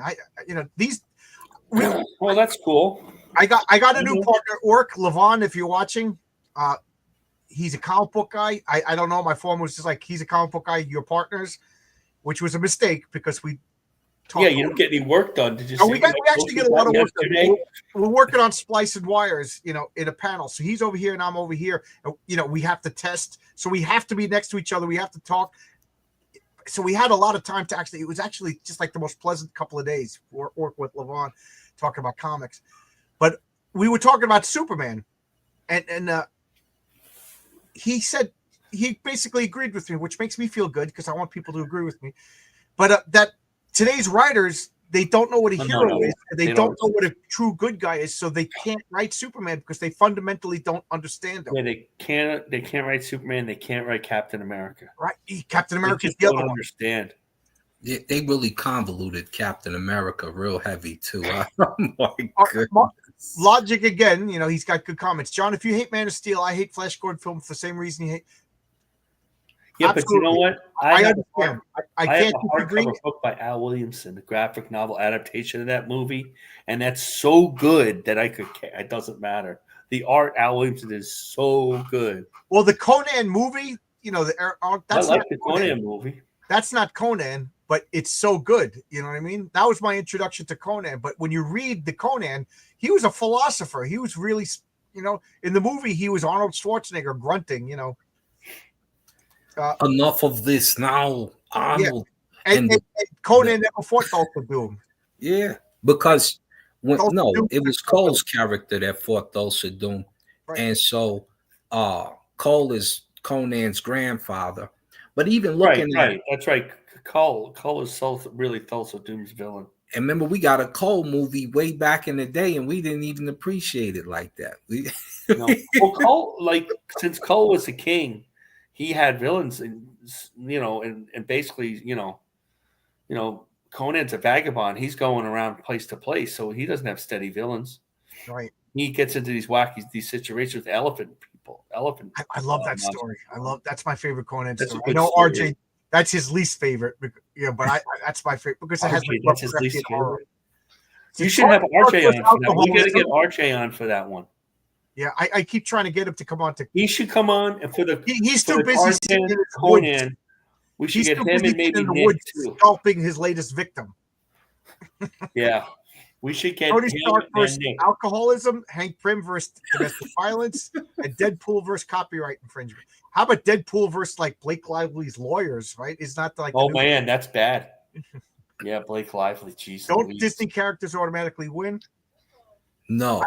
I love Superman. Half of my collection is Supermans. I have a lot of Silver Age books. I said this a million times. I didn't like Silver Age Superman. I've always liked Superman. I really like Golden Age Superman. But now the Silver Age charming stuff is winning me over. As I get turned into an old softie, I want to see Superman and Krypto playing ball on clouds and stuff like that. When you think about DC Comics and the Comics Code, and you think about, and I never really thought as if I was reading somewhere that they actually didn't have too many fights. They didn't throw fists, Not Batman really did. Batman did it more because he was fighting street crime. Right. But when it came to Flash, they always had the thought of that pseudoscience and Green Lantern. They didn't really. Flash was always defeating people with his whirlwinds. The stretching of the code was the Marvel Comics had its clobbering time and had them fighting and really physical. And even then, they had to change it. We don't realize how much the Comics Code changed. They changed the Red Skull's mask. They changed this. They changed that. When they fixed things on the cover, why did he fix this cover? Well, the face was too the Hulk face was too mean. That might have been a Comic Code thing when they changed Durango's face. Well, the sad thing was when they had that psychologist come on in the first place. Frederick Wortham. Yes, and put comic writers through hell right after they just revived the troops for World War II by putting Superman, Captain America, and all that fighting Hitler and what have you. And then you turn around and say, oh, this is bad for children. This is absolutely insane to the mind. Right. If your children will grow up like this. He went after the superheroes when it made no sense. It's really going after those really violent crime comics. They were really violent. But not only kids were reading them. But it wasn't just for kids. When he did that, he made comics for kids. Comics weren't for kids. People were reading comics. You could tell by the comics and the mature themes they had in the particularly the crime. They had women crime comics like gun moles, and they had all sorts of Lee Kirby and Simon and Kirby and forget the superheroes were passé. So they all had all these mature themed comics, EC comics, horror, and they were obviously not for children, 8, 9, 10-year-old kids. But once he wrote that book and got all that notoriety, he made comics for kids, and we're still fighting that to this day. like which comics are for adults, which comics are kids, how you want to do the comics, and maybe that's the worst thing, you know. Let's go Miracle Man versus the Century, by the way. Throw a that good in one. there too. Miracle Man versus Miracle the Man is Century. like the most pop. One has the It's pretty power of powerful. 1,000 exploding suns. The Miracle Man is ridiculous too. That's a good battle right there. DC writers refuse to use truth, justice, or the American way for Superman. Their social ideology activists masquerading as right. Yeah, they one of the things I'm this is going to sound weird, but I'm kind of rooting for the MCU movies to lose popularity and they move on, because that means all of these jackasses who just are tourists through Marvel, they'll leave because once they realize comics isn't a good stepping stone for a career, they'll leave. You know, Davida Ayala will stay because where else is she going to go? But like all the other ones, but like part of me is just like, I don't care even if they leave. The damage has been so bad. Like I don't want a Harley Quinn fart book or Storm foot fetish comic. It's embarrassingly bad. I had a friend at work, because I made a comic book. He bought my comic book. He read the comic book. He enjoyed it. And he went to a comic book store and he was like, John, it's terrible. I said, that's why I make my own comics now. Because I didn't think it was that bad. Right. Yeah, some of the writing has been horrific. And it's one thing to have Jim Lee is a good case in point. Jim Lee, masterful artist, okay writer. Okay's being nice. Yeah. Wildcats. You have all the, like, you got Pike over here, you got this over here, you got all of the characters lined up that could really make an impact, and your book was a dud. And I mean, it was so good, the art at the time. Y'all remember how it was in the 90s. Yeah, everybody loved Jim Lee. Spider-Man's and X-Men came out. Jim Lee was so good, they was like, it doesn't even matter if you could write or not. We're about to give you a comic series for Wildcats.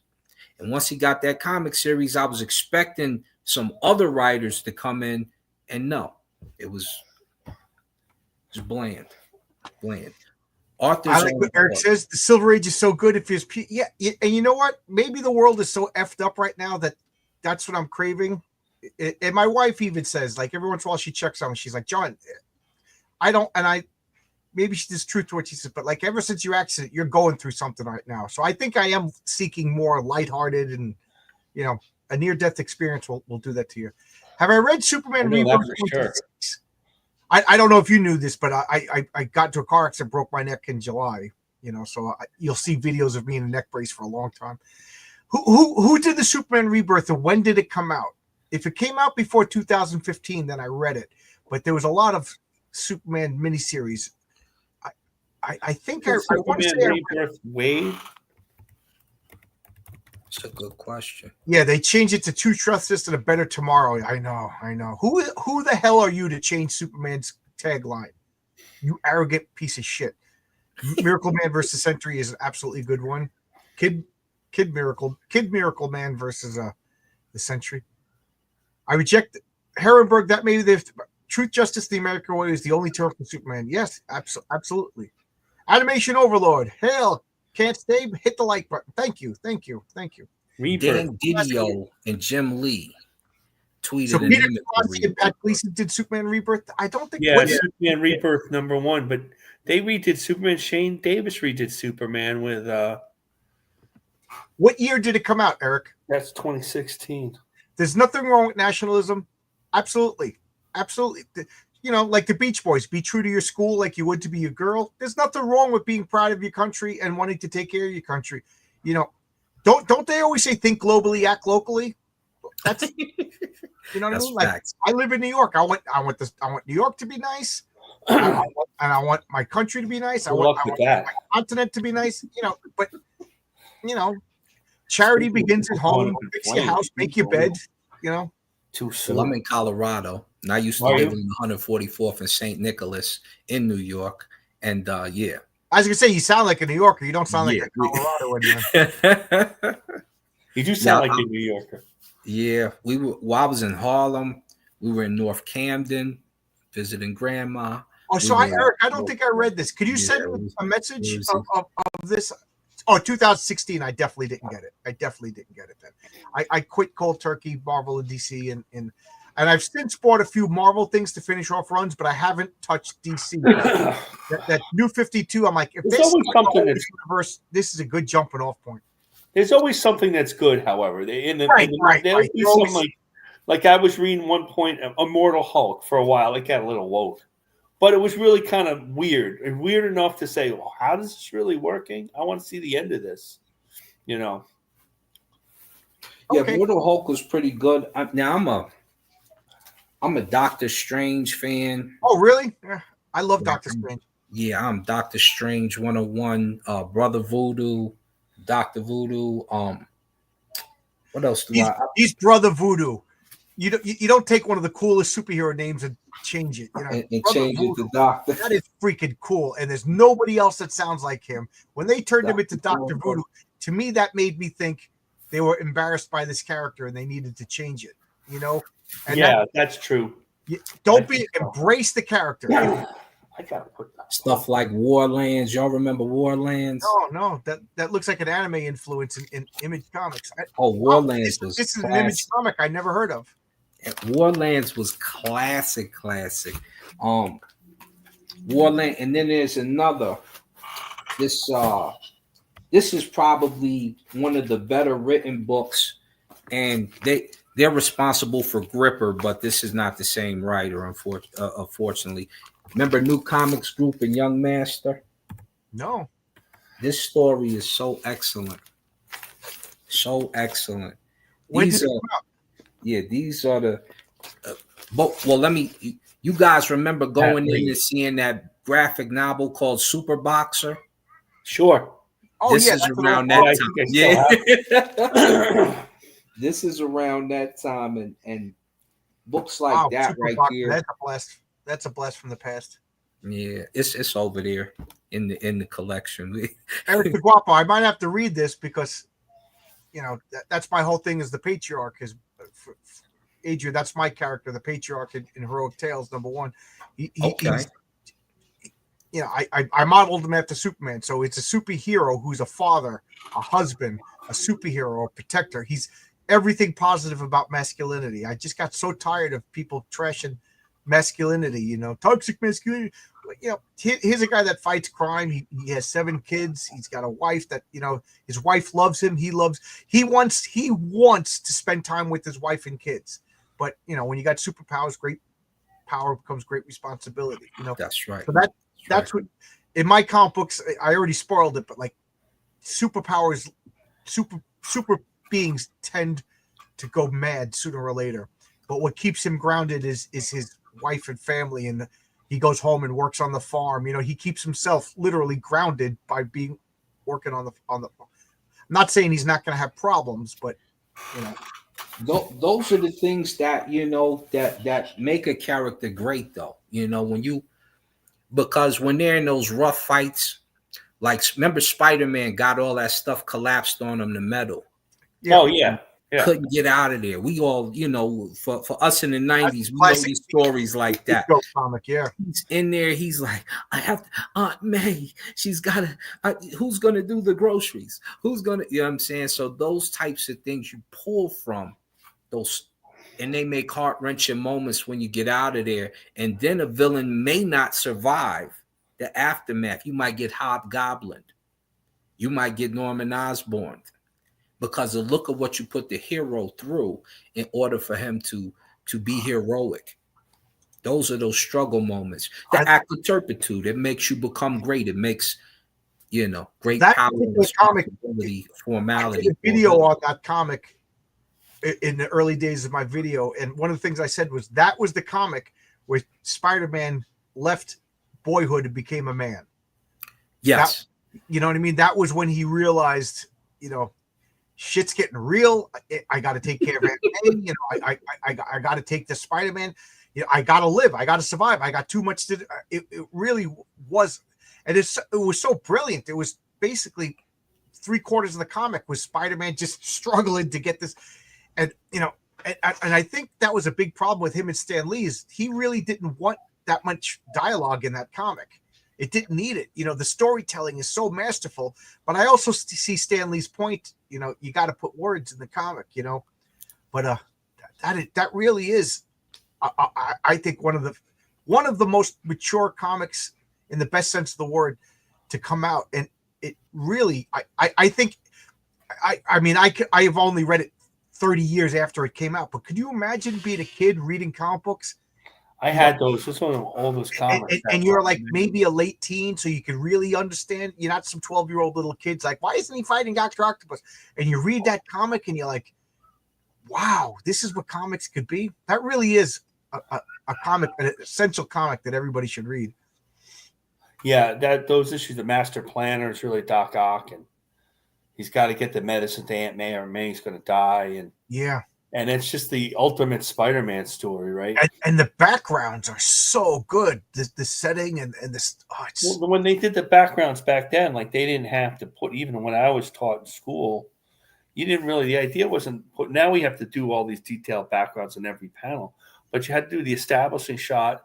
And then in a fight, maybe you do the backgrounds a couple of times. Then you only had to indicate so that the figures were the thing. And then you do the backgrounds again at the end of the page. Now, like everything's just wow. Like there's a lot going on, but that's from the 90s too. And you see the fans that we run into, they love that little details here, little details there. What school did you go to? I went to school of visual arts. Okay. From I'm old, so I graduated in '88. I'm around your time right there. I'm not as old. I'm 50, but I'm not.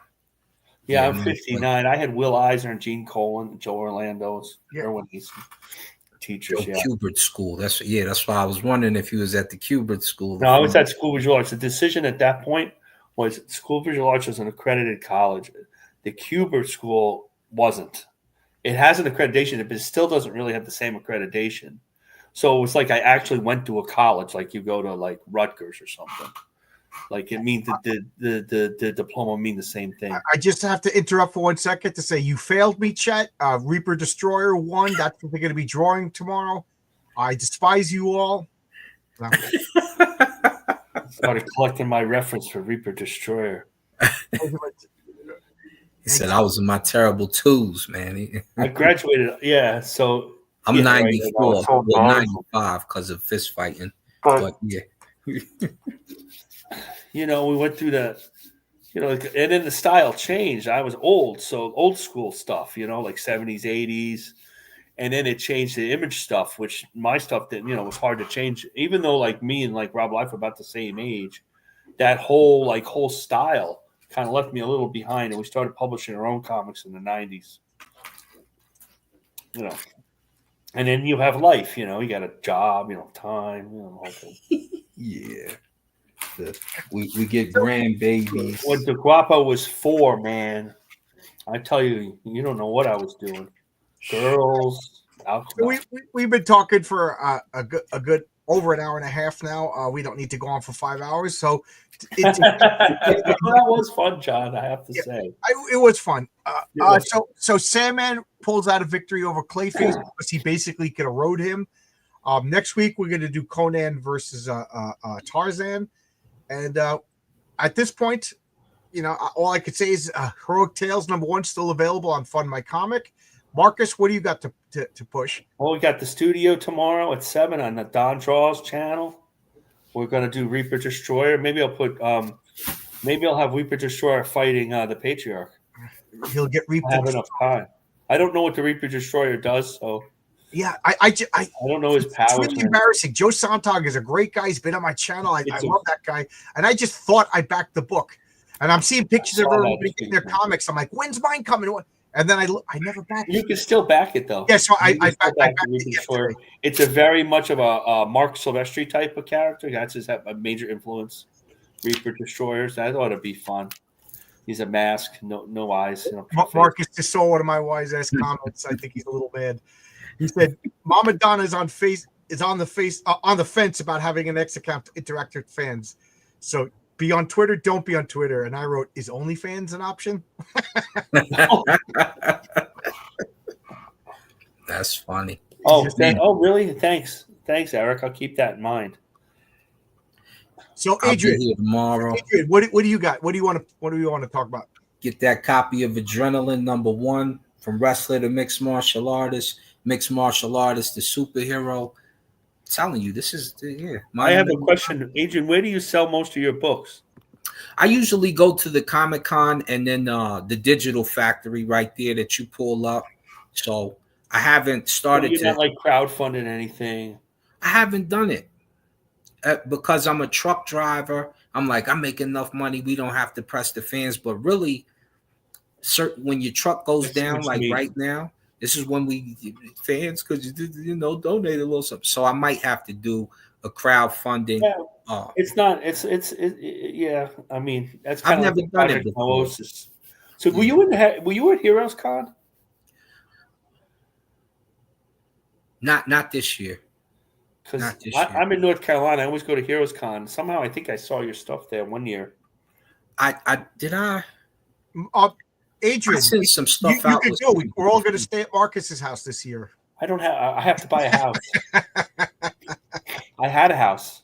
We'll put something on the rent. I had a house that was big enough that everybody could stay. But when the kids went to college, we sold it because the colleges were so expensive. Yeah, John Byrne famous what he called the John Byrne 40,000. I was one. Any book that he went on went up 40,000 sales consistently, and I was one. I say it. I'm a John Byrne fanboy. He's probably a prickly pear, but you know what? He sure is. You know what? Like I said, the hotter the chick, the more crazy you'll put up with. So the more talented you are, the more prickly pear will put up. Not Neil Gaiman levels. Nobody is that talented. No, I don't think Byrne did what Neil Gaiman. Well, yeah. No comment. I just get so scared that when they come after Alan Moore, what will be revealed? I still love you. Come on my channel before they find out all that horrible stuff. Before they do you. God. 88. I was almost finished high school playing rugby and wrestling, and my knees were getting 88. I said I graduated 89, but I was wrong. I graduated 87. In 89, I was at the pizzeria. Is Noble Star your character, Adrian? Yes, sir. Yes, sir. Noble Star is a character I created in 90, almost 89, like 90. And then I finally put forth. I just launched my LLC maybe 2-3 years ago. So I just really started to push Monumental Comics, and I haven't even push behind it just yet. I really think you should, like, you're self-publishing. I really do think you should do crowdfunding just for the, why not? You're already doing it anyway. You could, like, what if you have books already done, and that's something like, it's like a Tucci thing to repackage your stuff into a big graphic novel and then crowdfund that and the printing of that and see how it goes. Like, what I would do now is I would and everybody here is stuck with the with the Biden economy. And now we got the new president coming, hopefully, and I'm not politically, hopefully the economy gets better. I didn't like either one of them. I didn't like Biden. I didn't like when Trump was in. Trump at least kept some of the stuff that was on the plate before. But Trump just made some. Biden was absolutely insane the way that the border was open, the way it was, and then Trump just said we're about to Cold War Canada and possibly go after the Panama Canal. I'm like, if China or Russia decide to ally with either one of those, it's going to be a problem. The problem with the Panama Canal. These guys are crazy. Politics is done. Politics is done. What does this have to do with the Sandman? What does this have to do with? But anyway, what I'm saying is the economy. He was good to the economy, and people have more money to crowdfund. So I would wait and see. My only thing about politics that I'd say right now was my point. It wasn't. It was more of an economy thing. I'm delayed. You're right. Biden messed that up bad. I was going to launch issue 2 that's what I was talking in January, but I'm probably going to wait till middle of February, just because I'm watching a lot of the campaigns right now, and I like even campaigns that did like 3 times what I did aren't doing that. So I'm going to wait. But I think the candidates. I think those books should stay. It's going to be slow burn for some of them. They might get to where they used to be. It's going to take a little while. This is all I'm going to say about Neil Gaiman. Is haven't we learned anything from Ed Piskor? Calm your jets. Wait till the authorities get involved. And my litmus test for any of this stuff is: did any of these did these accusers go to the authorities or did they go to the media? You know, Media. like I don't like when people say Trump did this. Why didn't you go to the police 30 years ago? Biden did. I don't like Biden, but I'm not going to get rid of my principles because somebody said this. Well, now Biden, just because I like you or dislike you, you, what he said. He may be a kicky bastard, but is he criminal? And we could see what he does. Like, oh my God, what did he do? Is it illegal? If it was consensual, it's consensual. Right. Like so this is when you find out that it's the R word 30 years later, and you're like, wait, what? She said yes. And not only that, I heard, and I can't confirm that's all. That he's also going through a divorce with a real nasty woman, and these accusations are coming out at the same time. Yep. I'm not saying he's right. I'm not saying he's wrong. I'm just saying, have we learned anything from Ed Piskor? It's a shame. Whatever. Yes, it does put a stain on. I'm one of these people that do like Sandman. I know everybody thinks it's pretentious, but I fully admit I was. Loved it. You know, a lot of people liked it, John, whether it's pretentious or not. So that does not. I hope things get better. That we could agree with. People did like that book. Here's the other. For Trump, the economy is great. The border was closed. That's really all the politics. Look, we done opened a whole can of worms. That always happens, and then we just put it back. Don Simpson's he's been saying the same thing I'm saying. Like, let's cool our jets and you know, we don't want to. I don't like Neil Gaiman, but I also don't want to abandon my principles just because I don't like the guy. Well, Neil Gaiman is like the new Puff Daddy in the comic. Right, that's right. Right. So you know what? If you call yourself Puff Daddy, I'm against you. I don't care what you did. I don't care if you invent the cure. You're a grown man who wants to be called P Daddy or worse, Puff Daddy. You know what? You get what you deserve. I never read Sandman. It was good, but I could see why people don't like it. Well, he worked with some great artists, though. I mean, politics are gay, and I blame Marcus, and Marcus is gay. Good. I know Eric is on me now. I don't want to be on Eric's bad side. I've seen how that goes. You know, you don't want to be Eric the Guapo has got to be like a mob name. This guy probably has a body count. You know what I mean? Guapo. Eric the Guapo. It sounds like a guy who has a compound in Mexico. He must know my buddy Boss Rutan. You know, don't care about Sandman much. Actually, as long as Eric's out west, I hope everything's okay. With the fires and everything. I don't know where people live. I hope everybody was okay. Again, just because I don't like people doesn't mean I wish bad up on them. Black Orchid was good. I'm trying to think of good Neil Gaiman comics besides Sandman. Like I'm sure he did Black Orchid. I forgot about that. But the reason why he's getting all this notoriety is because he became a best-selling author. Right. I wanted to read American Gods, but I'm glad I didn't. After what people were telling me about the TV show. The TV show I liked, but the TV show after like what was it that second season it kind of got. Well, I didn't watch it because I don't like when they race swap characters. You know, I don't like that either. I like give me. Like when they tried to do Johnny Storm with my mans, I was like, I'm not really right. If it's Sue's sister, if Sue's his sister, just make it what it is. You know, make it what it is. Why you got to put the brother with the fire powers? No, we. I look at it like this: if you want a black character, make a black character. Like if I'm not black, obviously, I would be insulted. Like, oh, the only way we could sell black characters if they piggyback on white characters. Yeah. Here's Batwing because you don't have a Batman. Just give us a different character. Right? Why not make Bronze Tiger what he could be? Yeah, Bronze Tiger's a good one. You know, and again, like I always say to people, nobody heard of John Wick the day before the movie launched. You know what I mean? Just make a good character. Nobody heard of Blade. Name one person who knew who Blade was, who wasn't a comic book insane person like myself.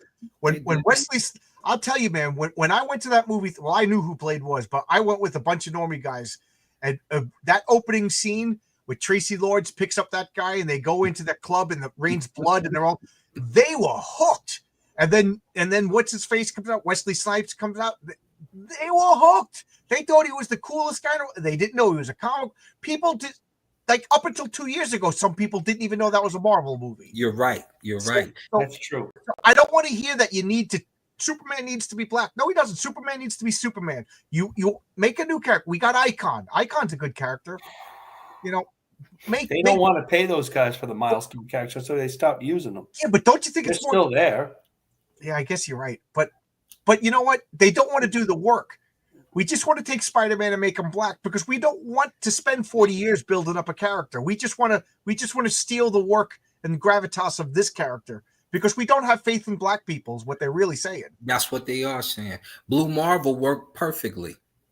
So and Blue Marvel, it's just like, what's going on with him? He's like Century. Him and Century right now, that you make new characters, you're gonna get new with the Blue Marvel is Kevin Guerrero just came in, invented the Blue Marvel, said he's the most powerful character, and then left. You know, I find that to be just like, hello, because Kevin is my buddy, and he just popped on a post. Kevin, go back and write some Blue Marvel and right. They got to give him more to work with. But it's funny because my friend, my friend, they worked together on a movie set, and my friend, he's like the most charismatic, charming guy I know. He worked for 2 seasons on Beverly Hills 90210. He's like best friends with all of those cast members. Like they were like sleeping at his house, and he was just a freaking production assistant. He knows Kevin. I think he played softball with him, and he's just like, Kevin is the greatest guy. And I'm like, yeah, I want him to come on my channel, but I don't want him to come because I don't like the Blue Marvel. Yeah, but you ain't gotta like the character, just know a little. I know, I'll be respectful. Yeah, I'm a Blue Marvel fan, but I'm not. You know, they haven't done enough with him to make me want to follow him. Right, yet. he hasn't earned the gravitas to be the greatest character in Marvel Comics. Yes, play with the character. I mean, people want new stuff. Especially, you got a whole new generation right now you can encapsulate with different and new characters. Let's play. Okay, cool. Are these comic books or are these books? Because who wants to read books? Sorry. Book out called Dark. Dark Storm back in the day. I love to read. I actually get scared when people recommend a good book. I'm like, I don't want another book that I'm going to put on the pile. I got a whole stack of them I haven't read. I'm way slow. I used to read so much more. But that's why we have cell phones. That's why we're not reading as much. Absolutely. Cell phones all that day, we're looking at this, we're looking at that, and looking at all the information. Speaking of black characters, our lovely ladies Savannah and Scintilla killed it at the closing of Collections of Black, a huge original art collection of black comic artists. Amazing. Yeah, Savannah is my favorite character in the Heroinberg universe. Just a perfect name, perfect costume, perfect. She's like a Catwoman, but if Catwoman was like a tiger or leopardess or something. Just a perfect name. Have to check that out. Darkstorm is a comic. Okay, I got to check it out because I do like Kevin. Darkstorm is good. Am I saying his name right? Guro? Is that how you say it? Grievous. What is it? It's like it doesn't Grievous, sound like Guro. He's just like when he Kevin Grievous. All right. Well, I'm gonna close it down now. It's 10:30. Even though I got 3 days off, I still woke up at 4:30 and I feel sleep. Yeah, I do the same thing. I feel sleep attacking me. Adrian, I'm going to text you my phone number when we're done here, all right? And then absolutely whatever you want. Marcus is good. He's quick. He's reliable. You know, he did some stuff for me. Do I read novels? Yes, I do. I got a stack of novels right over here. I'm reading Chuck Dixon's second Levon Cade novel. We'll probably be starting next month. We're having a Bancroft raid. Isn't Bancroft live right now? Michael Bancroft, a good guy, one of the best guys in this whole comic book indie sphere. He's launching his trading cards right now, so go check it out. His art is absolutely. The thing about Chuck Dixon is you get, or even Mike Barron, they get. Oh, I have a whole book series, and I only started two years ago, and it's 12 books. And you're like, what? What are you doing? You write them too fast. I can't get through all of them. Chuck Dixon is that nerdy kid that finished the report. What did you do this summer? He already got it written on the bus on the way home. Yeah, no, that's right. While I'm writing it, no, I know it's amazing. He's got like 11 of Levon Cade books. I'm on the second one. I want to say Brian Christow is in the audience. Brian Christow is the author of Six Gun Gorilla. It was awesome. Six Gun Gorilla was so freaking good. The only thing bad about it is I want the next part. I want to know what's going on. It is so good, really. I met Brian Cristal. We talked at the famous incident at the cigar party. It's funny because my memory is that he was like 9 feet tall, but he's. Brian Cristal, I thought was a pretty. He's in New York still. He was in Rockland County. I think he's still in New York. He bought my comic. I bought his comic. Yeah, that looks like a nice, good comic. Bandicrow and Bandicrows was so good. One of the best comics, crowdfunded comics. It's like $5. How'd he do it?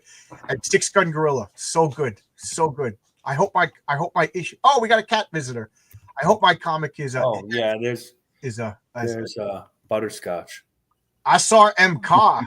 I think we have the original mutant who fought the X-Men is showing up in our chat. Isn't that Mr. Dr. Apocalypse's name? Yeah, Dr. Apocalypse. That's you. You're messing with me. Bancroft is great. Don't let him know. Yeah, we can't let his ego. Plus, he lives on the other side of the equator, so everything's opposite. If we tell him he's good, he's going to think it's bad because but we got to send. We have somebody in New Zealand we can send after him. So that's sweet, right there. And then natural enemies, right? Australians and New Zealanders. So you're looking forward to seeing Working Man? Yeah, I got to support Chuck Dixon. He's been on my channel more than a few times. Oh, yeah, I want to see it. I'm reading Alpha Core this weekend. It's funny because I almost thought you said albacore, and I was like, tuna fish. Albacore. Well, yeah, that's interesting. Tuna fish. I hope to see it. Thanks, Guapo. Man, yeah, I'm if you follow my channel, you know that I'm very harsh with storytelling, and I got to say, Six Gun Gorilla did it right.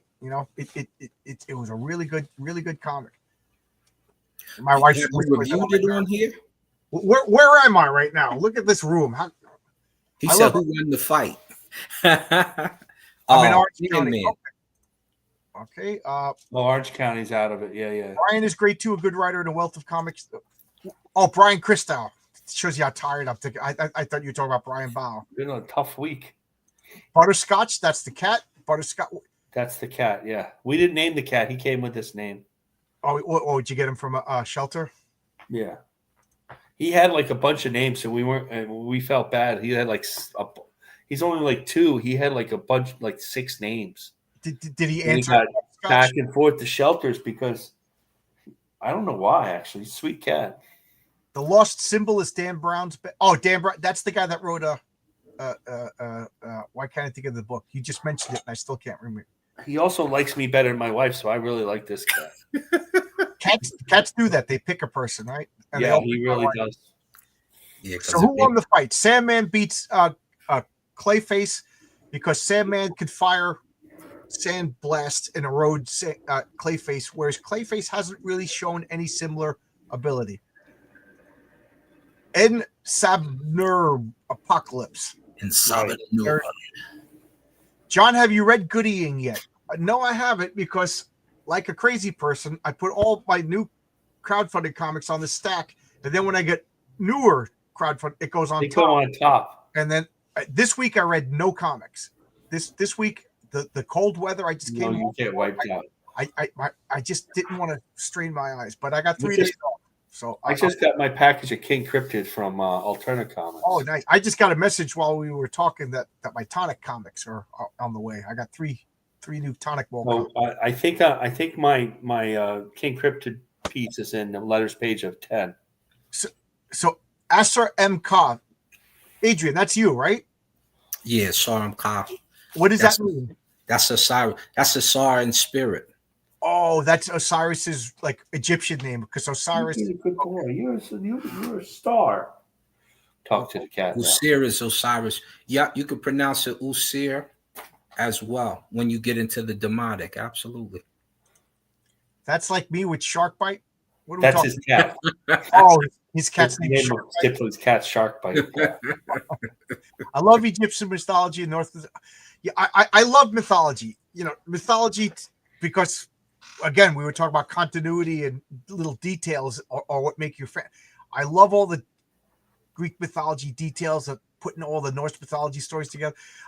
My only problem with the Egyptian mythology is Egypt is 3 times as long as Greek as far as chronologically. Like the classical Greek period was what, like 300 years, and then the Mycenaean was like a couple. But Greek mythology is like 6,000 years, so it's very contradictory. It's hard to keep it track. Then they borrow Phoenician gods, they borrow this, so it's just a lot. So I want to know Egyptian, but I don't know it well. But I will say the worst is Celtic mythology, and my grandmother was Irish. I can't pronounce these names. I can pronounce the Egyptian names, but the Celtic names, I think it's a joke. I keep saying with RRNT that Welsh isn't a real language. It's just a trick they're playing on the rest of the world. It's the only time he gets mad. Mythology is perfect for comics. Absolutely. You know, one of the I was looking at it the other day. One of the most classic to me, Superman goes down underneath the universe and lifts it up for Atlas for like a day or a week or so. Right. And he comes, Atlas goes to visit the family. He does a few things. Yeah, I think I do remember that book. He comes back and he's like, appreciated Superman. He's like, I'm going to just lay here for a little while. So, he's like, the key to lifting this is not with your mind or not with your strength, but with your heart. Be heartfelt about the emotions and things you feel. And so I thought that was a cool twist on the book when he lifted Atlas's burden. Harrowberg's asking you, do you read hieroglyphic, heretic, and demotic, maybe Coptic? Yeah. Harrowberg is the smartest guy in the room, or at least he comes off as the smartest guy in the room. I read hieroglyphic. I do read a little hieratic. My demotic is rusty. My Coptic is very rusty, but I've been playing with it recently. I just came back from Egypt a couple years ago. My buddy Mohammed Gabber out there. So if you decide to go, let me know, because they have a real nice tour was set up. My wife is drooling over here. That's her dream vacation, is to go. Oh, let me know. And I was saving up for an Egyptian trip, and then COVID came. and we bought a house. And you spent all the money on a comic book. Nice job. Yeah. We got you. We'll In my defense, it was the first appearance of Mighty Mouse. Celtic names aren't that hard. Bridget's one of the only easy ones. I'm half Irish. Everything is insane. It's spelled wildly. My family had to switch how we spelled our names so people could pronounce it. I know. Well, you're the handsome now, so you got it. She said she spoke Gaelic. I can't prove or disprove that because I don't know Gaelic enough. Maybe she was pulling my leg. Maybe she was speaking Gaelic. Maybe she was having a stroke. I don't know. The Celts used to trade heavily with the original inhabitants of Rome, the Etruscans, before the Greeks came. Yes. And mythology is a good source of comic writing. Right. Mythology, if you're into comics, it's almost hand in hand. You're into some, like Michael Bancroft. He uses a lot of Sumerian mythology in his writing. You could just go to the ancients. Like if you ever read Herodotus and then turn around and rewrite a character based on one of the people in the histories, or if you rewrite something based off of Homer or any of that stuff, I write a lot of stuff off of Homer Simpson. Man, he said Homer Simpson. I have a degree in Roman Greek history. I wanted to be a college professor, and I ended up a construction worker. So I'm the most highly educated guy in the pit digging holes. That's right. More than likely, right? And I feel like I'm losing it because I don't talk about it that much. So when people follow the money, you follow the money. Well, that's the same thing. I ended up working for the phone company, For example, up in New York, 9X. You remember 9X? Yep. I'm doing it to this day, this type of thing. I had why can't I remember his first name? His name was Connor. And he wrote those for first, second books. He did a series called The Olympians. So it was 12 hardcover, or you can get soft cover, 12 books about the 12 Olympians.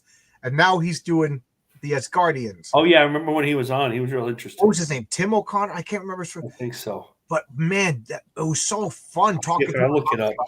It was so good. I'll show you one of the books right here. Oh, George O'Connor. So this. Yeah, he was really interesting. These are so good. I recommend if you are interested in mythology, because what he does is he cleans them up a little bit because he wants these to be resources in schools, like junior high schools and stuff. But he doesn't shy away from, like, Greek mythology has some racy stuff. Well, he can't have, you know. He doesn't dwell on it, and he kind of admits this is kind of gross, huh? But he can't have, you know, Zeus acting like Neil Gaiman, you know. So and that's what happens with Aaron. Yeah. But it's so, you know. if anybody likes, because this is a comic book version of like, to me, these are the definitive stories of these characters. So that's how it should be told. Huh? I have a that's cool. I have a mythological based story coming up. I'm using these books heavily as reference, and just last night I've been thinking of this mythological story that I was trying to run as a role-playing campaign, and I'm like, this would make a better comic book. So I'm trying to see if I could fit it into the Heroic Tales, maybe make it like one of the backup stories, but involving the original Olympians in Heroic Tales. But I don't know. These, long story short, get these second George O'Connor mythological books. The Olympians is the first series, wonderful, and then the Asgardians. I think there's only going to be 4 volumes for the Asgardians, and then he's going to go back to Greece and do books about the heroes. So that would be good. Yeah, like the illustrious lives or something like that, and really just go. No, that's really good. It's a good best way for the kids to learn that too. Yep, and they have like lesson plans and test questions in the back because he wants school resources. Who's the guy who does the Action Bible, and his career is the Action Bible? He's a superhero artist. Oh yeah, you're right. He works with Chuck a lot. Yeah, he was on my channel too. Gaelic names are tricky. Pronounced Neve, pronounced Maeve. People say Welsh is hard, but yeah. And it's funny because when RR comes on and actually talks Welsh, oh my God, it's like he's casting spells. The pantheon of gods in North mythology, Greek mythology, or even East, yes, it's because they're, this is a term that fell out of favor, but they're all Aryans. They changed it to Indo-Europeans after a certain German fellow. But if you read, pre-30s scholars, they talk about the Aryan, they came from like the steppes of Russia. They went into India, they went into like Iraq and Iran, and then they went into Greece, and then they but that was the Indo-European. So they had like Zeus, Pitar, who became Jupiter and became a Deus Pitar over in India. It's all the root characters. That's why you have like a hammer god, you have a lightning god, you have an earth mother. Whereas Africa, I think it's like a sky mother and an earth father. You got Africa, 57 different countries. You have Horus with the hammer. He comes from the blacksmiths who defeat Set, which they ride on him on a boat. First, there's a competition between the two. Eventually, he changes into a hippo hiding from Set, which he hits him with the spear. And then, it's funny. My ex-girlfriend turned into a hippo. Oh God. The wife is applauding over there right now. See, Egyptian mythology is by Hollywood. Anubis is not the god of death. Set is the god of war and destruction of death. Anubis, right? Yes, I do agree. Egyptian mythology really has just gotten bastardized by Hollywood. But that's the thing it's so old that some of the gods, I think, changed their portfolios, over the course of time. But what do I know? I don't know. I don't know enough about Egyptian. Greeks, Romans, Etruscans, Germanic all had the same top 3 structure: 2 women and a male. See, I was going to go, but the chat is just so interesting. Even the Hittites. He brings up the Amarna letters. Sergio Corello. Yes, I didn't have him. I was thinking of somebody else. Sergio Corello. I love his art. He does the Action Bible, and one of my teachers, SVA, did the Picture Bible in '78. Andre LeBlanc. Elugia. See, that's the name I don't know. Mercury and Anansi are all the same god, different mythologies. Hey, Stippling Vaughn. Oh, I didn't even realize that was Stippling Vaughn. Hey, Stippling, why don't you pop in? Come on, you could have a whole team of speedster godlike speedsters. Yeah. Then you could beat up the Flash. It'd be awesome. Yeah. Osiris to the god of the underworld. He sits in the judgment of the souls. Darius Pitar Zeus. Yeah, I was just saying this. Thanks for the backup, Heroberg. Osiris. I already said that. Here we go. Now he's talking nonsense. Somebody do a wellness check. RR10T is having. Well, Howardberg knows everything. He probably can figure that out. Yeah, I know. I shut up when he shows up. I'm like, why say anything? He said, "Let him go. Let him go." Oh, So, do you guys have off on Monday? I'm off. Yeah. I'm off. Yeah. I'm at Saturday. that age now. It's just like I'm off. I get to sleep late. Yeah, but you get Sleep that late at 7:00. sweet double time and a half on Monday if you work that. Time and a half plus holiday Well, the pay. job is shut down because Is I don't think the whatever they're called, the customer wants to pay. Wow. They just have You're a in couple. LaGuardia, right? Yeah, JFK. JFK. Oh yeah, LaGuardia. Yeah. They're having a few laborers are always there because they gotta it's gonna snow. They gotta clear the ice. You know what I mean? So there's always laborers there. I hate JFK. Jesus. They're fixing up. It's gonna be nice. No, LaGuardia is one of the best airports I've ever been in. LaGuardia is beautiful. When's the last time you went to LaGuardia? Last year in May. Yeah. But if you went 7 years ago, you would have murdered somebody. Oh yeah, it's awful. I know. Well, they were still doing all that construction over there, but I'd rather fly into Newark anyway and then just make the drive over because it's cheaper. I flew into last time I went, I flew into Westchester County Airport. Well, I live right by MacArthur Airport out here in Long Island, so and Southwest flies there now. Westchester's nice, but they were packed last time I went. I don't know why. Guten Tag. I know it's German needs to be shouted. Like Guten Tag, Fräulein.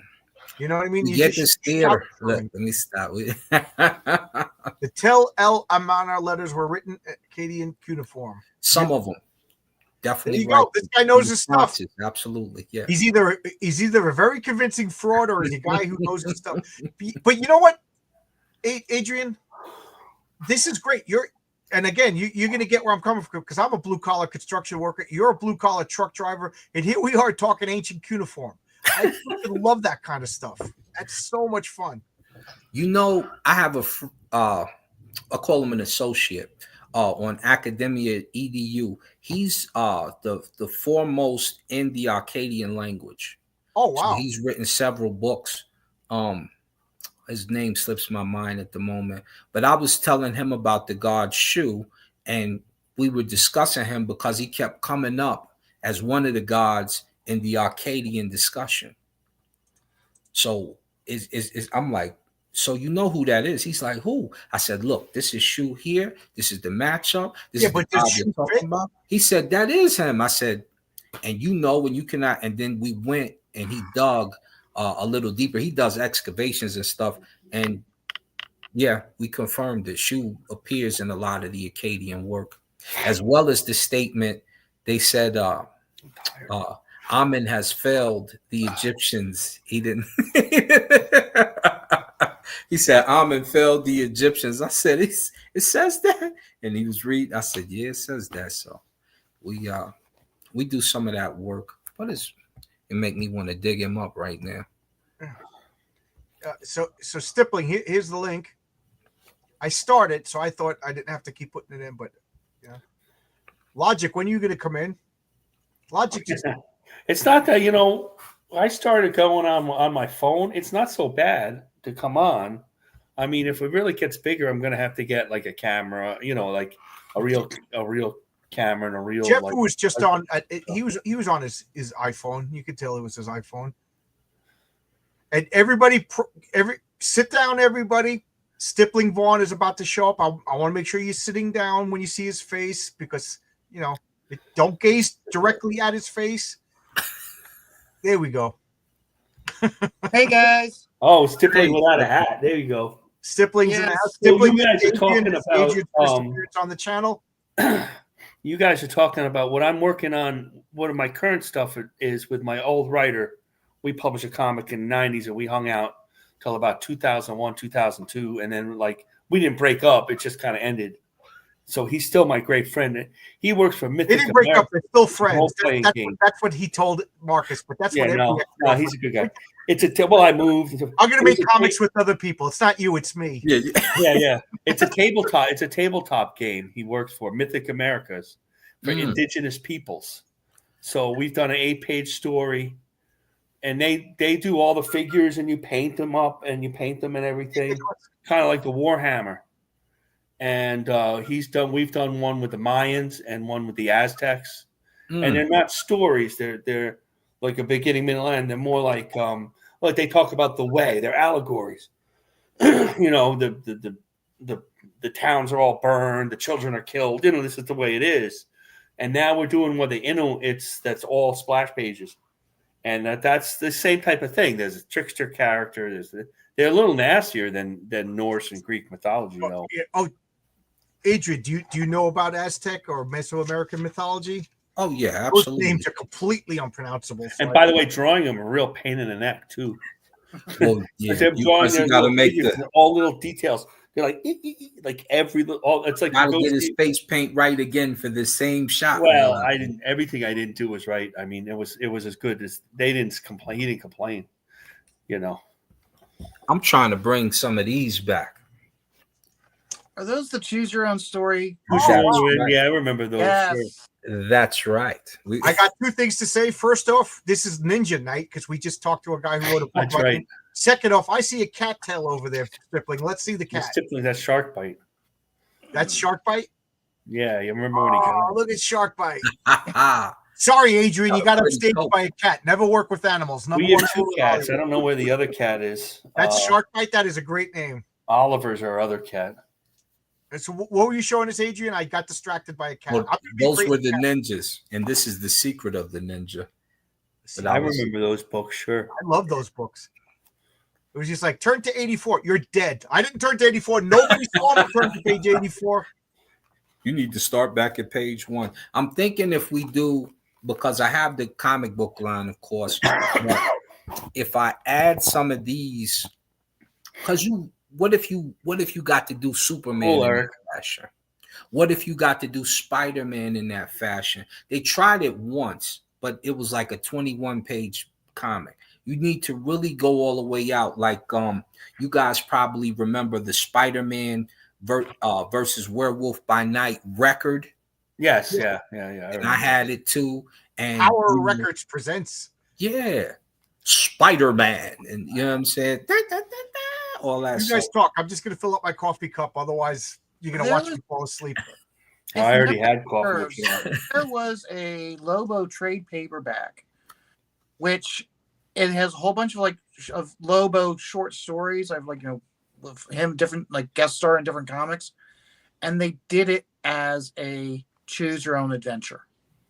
I can't. I remember it, but I don't have the book anymore.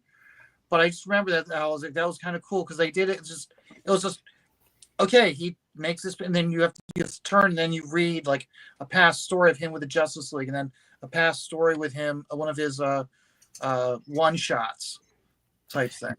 That's the thing, right? And Lobo choose your own adventure could be so crazy. I have all his books, and I'm looking forward to Jason Momoa playing the character.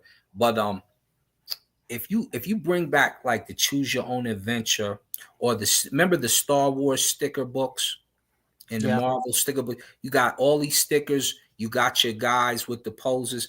If you want the children and stuff involved, you bring stuff like that back.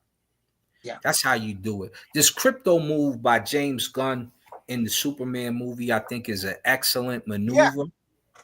It's a hello.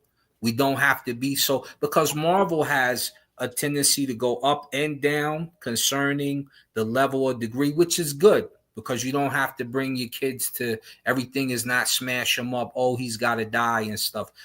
He did that real well with the Guardians of the Galaxy. But now that it's coming to DC, because Snyderverse to me was terrible. Yeah, I'm not a big Snyderverse fan. No, I will say you're right. If your extended version is everybody staring at each other really long, I didn't see him. We could keep that. I know. But when I showed my wife the trailer for Superman and Crypto showed up, she look. She's not a comic book. She looked. We're gonna see this, right? Except that Superman was so miserable in the whole thing. I mean, I'm still worried whether he got Superman right. He didn't look athletic. He had that loose suit. The colors were great because he did that saving part was the best part, but he gets hit in the head with a can. He's sitting there wheezing. I like wanting to give him my inhaler at the beginning. He's getting, and then we all want to know who did that to Superman. But now we've seen it so many times that we kind of know, oh, it's going to be this guy or that guy. Or I'm going to give it the benefit. I just feel like that, he's I'm going to give flies the off with a benefit smile on his face at the beginning and then beat up. Like, we didn't see enough. But that wasn't a real trailer. Lex Luthor somehow manipulated public opinion against Superman. But that wasn't a real trailer. It was just scenes. So that's what we have to remember. They're just giving us teaser. It was a teaser trailer. So it's just scenes. What I want might be in there. It looks like you beat Godzilla up. We don't know. We should have Superman versus Godzilla. That would be awesome. See, that's what was missing in these movies. They're also serious. So, Superman's got to be like this, and Snyder was so dark, and sometimes we just want to have that big popcorn movie. Like that was the feeling of the first Iron Man, and then it had a better story than we thought it was going to have. That type of thing, where Superman's fighting Godzilla. Like we don't get stuff like that anymore. It's put down. Shark bite is eating your camera. Yes. He's biting. Superman versus Godzilla. That would be awesome. That would be. That awesome. would be. And I don't. With James Gunn, get Heroic Tales number 5. Well, we got to get to 5. We're looking at next year, maybe. Maybe next year. My partner Vaughn at work knows more about my comic book stories than anybody else. For just a week of 2 guys for 8 hours. He goes over to his wife and goes, "You can't believe this guy's comic stuff." Jeez Louise. You said he's got like 125 long boxes. I can't even imagine. You got like 200. Well, I had over 40 long boxes. I don't have them anymore, as Stippling well knows. I got 15. I told you I don't have them anymore. I can't keep moving them. I couldn't keep moving them. Adrian. Yes, sir. That's my comic book room. Oh my gosh. What are you? Well, yeah. It warms my heart that you still have off-color boxes like everybody else, though. Yeah. Those brown boxes, no joke, are 40 years old, and they're still the most sturdiest boxes of all. Yeah. Yeah.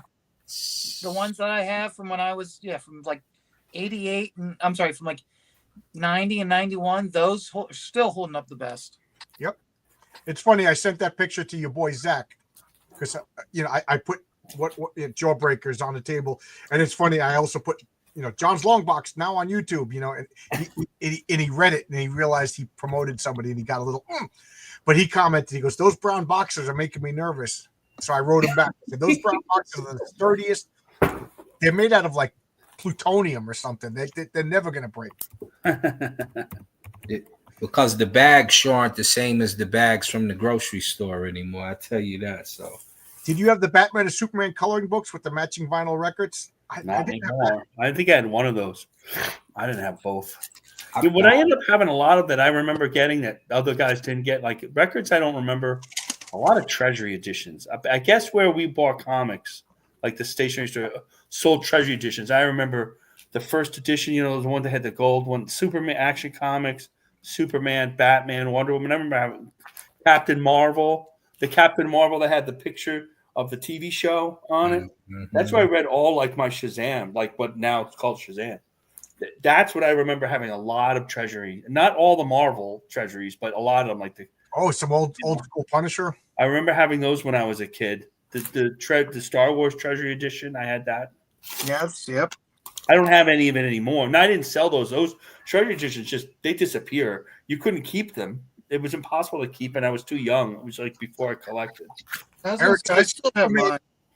Eric says Superman needs to be hopeful and beating up a villain, then afterwards saves the cat out of a tree. Yeah, I love Superman. He's not just the guy who punches villains. He's a guy that helps the community. That you're absolutely right. That's why I did a couple scenes in Heroic Tales where the patriarch fixes the car and then fixes the railing on the road. I wanted to establish that he's a Superman type guy. That's like a good point, because Superman in the 40s he punched people, but 50s and 60s he was so powerful he didn't really punch anybody. He had to figure something out, or Lois Lane was trying to figure out his Secret Identity. He really didn't punch a whole lot of people until then. In the 70s, they marveled them up a little bit, even with Kurt Swan. I'm up to issue 15 of the original Justice League, and nobody in the Justice League did any violence to any of the villains yet. That's right. Yeah. I'm getting away from shirt boxes. Good. You remember don't want comic books and shirt boxes. I found a fireproof alternative. I want to do that too, but geez, how expensive are these boxes? Eric, if you could send me information about these boxes, I mean, I literally got to get 200 of them. You know what I mean? Is that affordable? Because long boxes are expensive.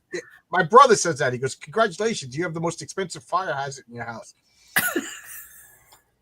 It could be insurance money. Is your brother a fireman? I'd rather have the comics. Hey, there's an issue. Do you insure your comics?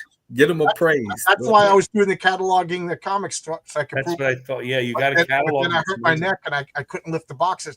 So I cleaned up the room last week and I had a hard time lifting the boxes. I lost a lot of muscle mass doing nothing for. Well, those boxes are not easy to lift no matter what, though. But I want to get back now that it's organized.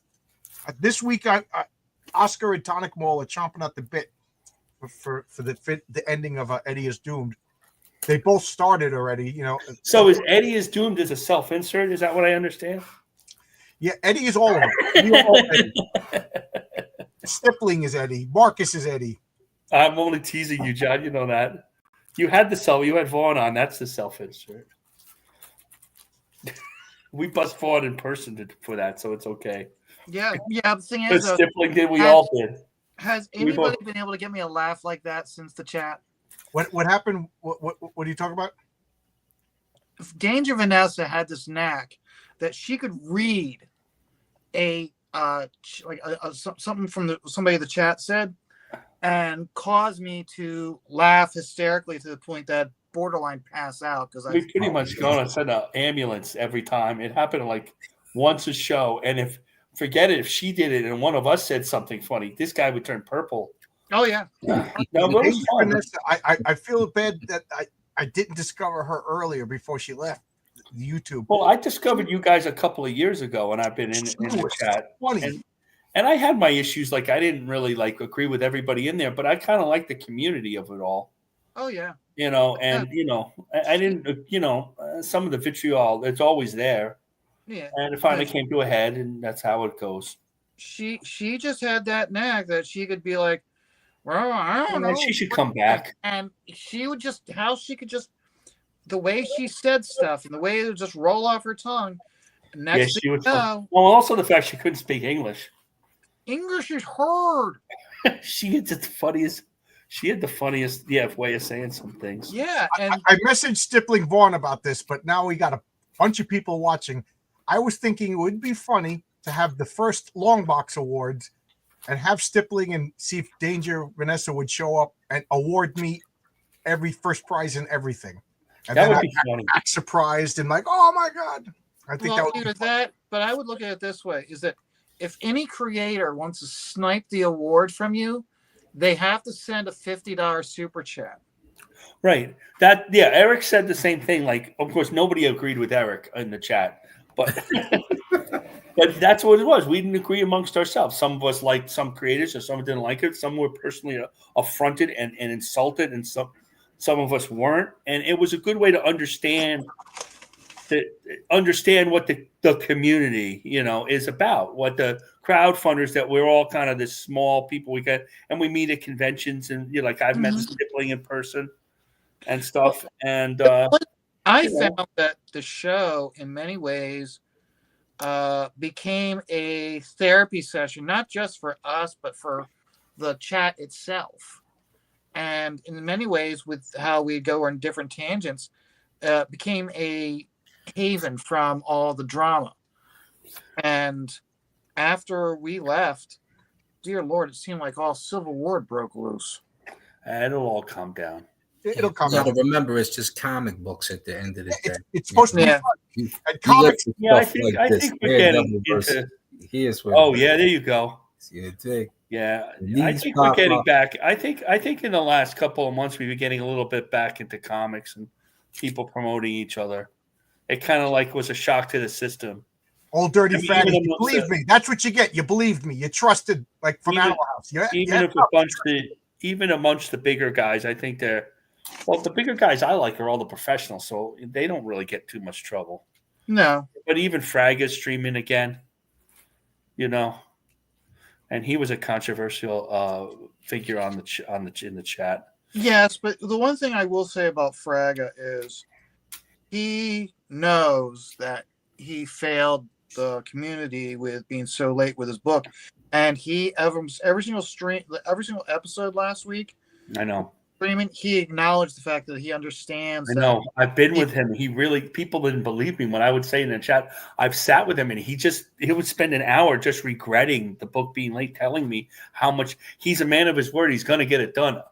The way he draws and how detailed he is, I don't know when that's going to be. I've seen every page laid out, though.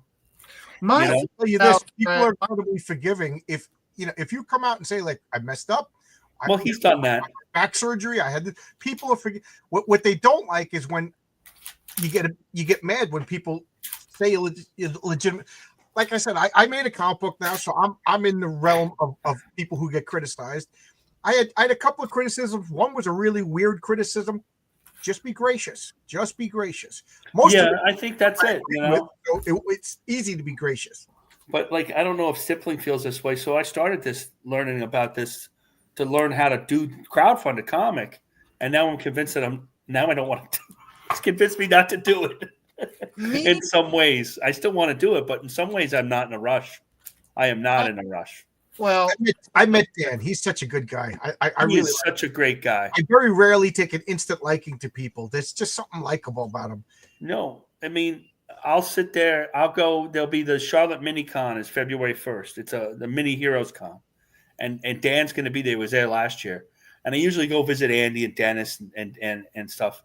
And I'll sit there and then Frank will be like, "Come over to my table. Come over to my table." I'll be hanging out with him instead, But no, I guess let's put it this way. I think that. By the way, I'm eating White Castle just to all you former New Yorkers. But no, I like the thing about Fraga is when he was in the scene, okay, even though he was a pro and he associated with him pro streams, he had no problem with going on a stream that only had like 5 people watching. I could see that. Yep. And the thing is, he put as much enthusiasm and encouragement, and he actually would treat, let's say Marcus and myself, he would treat us as equals.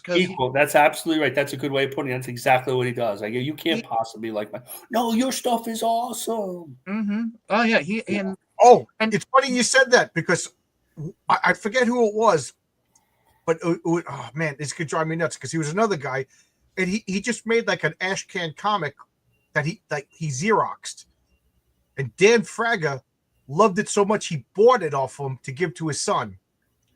And this was a guy who, he just made a Xerox ash can, and he was like, "Oh my God, guys are like that." My first sale was to Dan Fraga. He was just such a good guy. Billy's a little like that too. Yeah. Billy Tucci? Yeah, he's a really nice guy He's too. Like, if he was born 40 years earlier, he'd be hanging out with Frank Sinatra and the Rat Pack. Yeah, definitely. He would have a cigarette. I was like the official seat filler for at Heroes Con last year, which was good. Are we interrupting Sipling? I'm sorry, I didn't even realize we were. No, you're not interrupting me at all. What you drawing? I'm working on my latest commission. Well, second to latest commission. So just Sipling. Right now in the upper corner, because we're working on that. What is it? It's a wolf? It's a husky dog. Okay. I was about to say, is that crypto? He stipples. The other one I'm working on, it's at the point where the only time I work at it is that I'm at the bar. At the bar, yeah. And I went to the bar tonight, and there was like 4 people sitting at the bar and like 4 people standing around the entrance of the bar. And I'm like, okay, I ain't going to get anything done. So I came home because I do all the stippling at the bar. Forgive me for interrupting. Why wouldn't you get anything done? They were too fun or they were too scary looking? They were sitting at my table. Oh, they were sitting at your table. Okay. Yeah, he is a table, though. I asked him these questions. No, I see the one table that I sit at. The reason why I always sit at that table it's got a 100-watt floodlight bulb in the light fixture, whereas all the other light fixtures have a 30-watt bulb. I gotcha. And I know it's a 100-watt bulb because I'm the one that bought it and put it in. And they never took it out. Show Adrian some of your finished work. It's incredible. And he does it by stipplings, meaning he puts dots. He doesn't use lines. He uses dots. Let me see what I got. Several characters. But I love your work. Okay. Do you remember Star Wars comics between Empire and Jedi? Absolutely. I do. I think I got the Empire Strikes Back #1. I think the purple cover. Oh, I thought you were going to show Jackson the Rat. Yeah, you guys are ready. You guys are. So these are all the side characters. These are all the characters created in the comic book to interact with like Luke and Leia. I got Luke at the bottom. Yeah. So I got the Zeltron little sex pot right here. What's her name? Her name was Danny. She was a Zeltron, but she was a sex pot, which was great because they couldn't have Leia as the sex pots because Leia had more of a leadership role. I remember those books. So it was really good. These are Marvel, yeah. And you got Hero, who was like an aquatic guy. See, they don't really have backstory. Some of these, huh? Oh yeah, they all had like pretty like backwards. Like here, this robot here. Mm-hmm. That was George Luke. I'm sorry, that was Ralph McQuarrie's original take on C-3PO. And the last story before they did Return of the Jedi involved that robot, which was like so. And then of course you had the Greedo character and Rick Duel. He was like a substitute character for Han since he was in Kryptonite. So, but yeah, I just picked a bunch of those characters, and I don't know if you can see it, but they're all stippled. Yeah, I even see that thing that used to crawl behind Jabba the Hutt right there. Mm-hmm. I've been listening to a lot of Sith lore lately too, with the first 12 Siths or whatever it is. So yeah. That people want to see Jackson the Rabbit. But Jackson was earlier. Jackson was after the first movie adaptation was done. See, I quit the Star Wars comics before even the first movie was done because they were wrong. Let me run downstairs. I think I've got a photocopy of that downstairs. Okay. Jackson, yeah. You rage quit at 9 years old or something, right? Yeah, I was that story. We were talking about all those. I love Star Wars. I bought a lot of those books. That's the first movie I saw. These things as a diagnosis, I probably would have been like a autistic ADHD kid. But back then we had a different method. We had a different medicine. It was called my father beating the shit out of me. Yes. That caused me to focus and do good in school. The belt. Yeah, it was cheaper anyway. No doctor visits, no prescriptions. It was cheaper, and it only took like 2 applications. I didn't get addicted to it, Dad, beat me some more. Sith history. Yeah, I see. Yes. If it's not in the movies, I don't know it. I didn't read any of the Star Wars books. I'm reading more Star Wars comics now as a kid. Did you read any Star Trek books? I read some Star Trek books. No. Wrath of Khan that had me because I thought Khan was such a dynamic character, but the third movie lost me, and then I was done by the time they did some of the new stuff. I read A.C. Crispin books were really good, a lot about Spock and Spock's lore, and we read those in college. And then I was taking the train to school, so I read a lot. And then I read the Peter David Star Trek novels and the Next Generation novels. The Q, because I really liked Peter David at the time. Now so much now. But back then he was really great. Oh, that's beautiful. Yeah, this was we're starting at $70. The stuff yeah, that's really nice. That's right. Detail on that thing.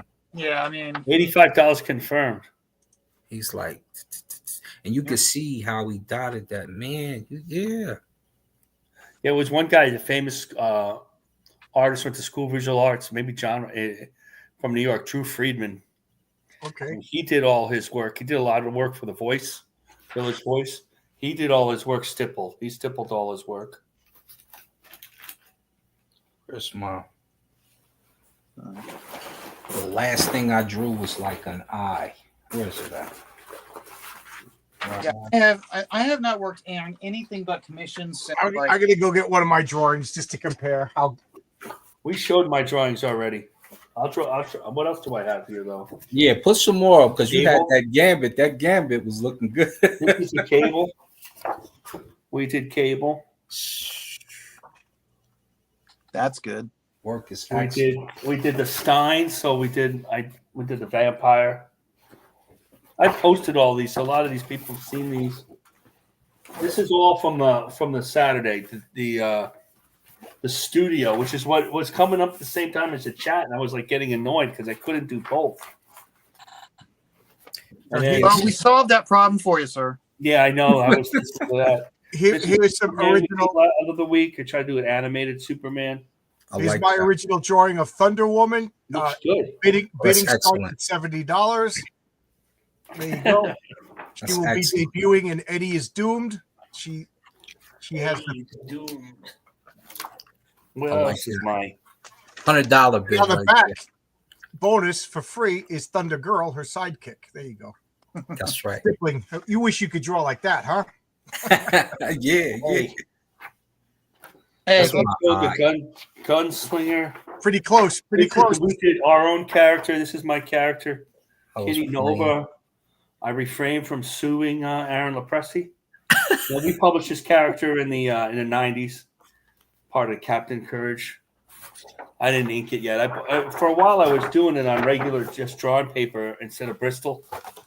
I got She. I have She here somewhere. I agree with Logic. He says Star Wars is the most inconsistent IP ever created. Nothing makes sense. The tech is a mishmash of everything from Stone Age to Space She. Age. So, Yeah. but I prefer to do stories. But this is what we're doing. I never have this much work. I have to post it all on Comic Art Fans. I haven't been able to. Oh, I did Deadpool. Oh, the Deadpool was pretty good. It's not all correct. It's a tangent. I like that there. Yeah, I don't know what to do, but my favorite part is Juggernaut. Yeah, I think this is I think that's my favorite thing you've drawn. Oh, thank you. Yeah, I really like that Juggernaut. Yeah. Yeah, the Juggernaut. I was like, this was like a wrestler not guy. like the usual drawing, and barbecue there's a draw. tangent there that I would have to clean up, but I really liked his arm. Yeah. It looks good. I would love to see that inked and finished. And you said you I never have to get get to it see on better your, paper. Well, I you don't have never get to see your artwork colored, right? It's a 3. Excuse me. You never get to see your artwork colored. I've seen my artwork's been colored. I don't get it colored that much, which is why when you see my artwork, if you look at everything, I have shadows everywhere because I assume it's not going to get colored. So I'm always thinking of where the light source is. And like Shane posted a page, and it was beautiful, right? But there's no blacks on it because he knows it's going to get colored, and these days it's going to be overcolored. That's just the way it is. It's not a criticism. Right. But to me, I would have put black on the ceiling, like where the guy was kicking. I would have put black on the ceiling to pop everything out. But they don't do that anymore. These guys really don't. Ethan does it, but Shane doesn't really do that much. It's so It's gonna be digital colored. now. It'll be colored by Jason Wright, Herwenberg's friend. Yeah, inkers are almost a lost form because with me, like my guys will get me to work. I'll send it to one of my colorists, and everything is going to be it's digital. Plus, if they're going fast or if they're moving a certain way, they'll put the fade on there with the computer graphic image. So it never even gets to see that. But if you have the artist kind of put the colors where they want them, then we can usually bring out that type of dynamic form. Right. Ashley Land. I did a cover for Ashley Land. I guess he's going to do an Argonauts magazine, and he colored it. Not he, but he had a colors color it. And like Dan Frag was like, "Do you really like these colors?" I go, "Well, my work is colored so little that I'm not even it looks cool because it doesn't get colored much." You So know I'm not when you ship in the comic physically? I don't think I'm a cover of Unbreakable. I think it's for another thing down the line. Because I he's supposed to do a magazine. He sent the PDF files, but I just can't. I think he just said he's shipping it very soon. Cool. I can't wait. So so that was weird to get it colored, and I just drew it the same way. There's black over here, and there's silhouette trees in the background because that's what I do. a guy that I went to school with, we were first year students, and he said to me, and he was absolutely right, and I still hold true. I still keep this in mind. Is he said to me, he goes, the thing is regardless about color, you still want your stuff to stand on its own as black and white. Exactly. That's what we were taught in school. Yes. And I don't think a lot of comic artists follow that anymore. No, and the reason why they don't, I think, is because they look at it as, oh, well, why do I have to put all that when, and here it is. I mean, I still remember, I think it was Justice League #1, I think, or Justice League America #1. It was Orlando wrote it. Ivan Rios did the pencils. Joe Prado did the inks. Okay. I don't know who did the colors. Opening page. Probably Gabe. First panel had it was Happy Harbor and it was Mount Justice. And in the background, here off at the horizon line, he had done these clouds, and they are storm clouds, kind of like implying metaphor for the impending doom. And Joe Prado put in so much delicate line work. Oh, for the clouds, yeah. And it was immaculate, and I loved it. And he posted that on Facebook, and I was like, oh my God, I've got to get this book. I got the book. I opened up to the first page, obliterated. and what happened? The bleep, bleep, bleep colorist erased the clouds and put in his digital clouds. And I was like, and I was so pissed. I was like, stay in your bleep, bleep lane. That's your job is to enhance the pencils and inks.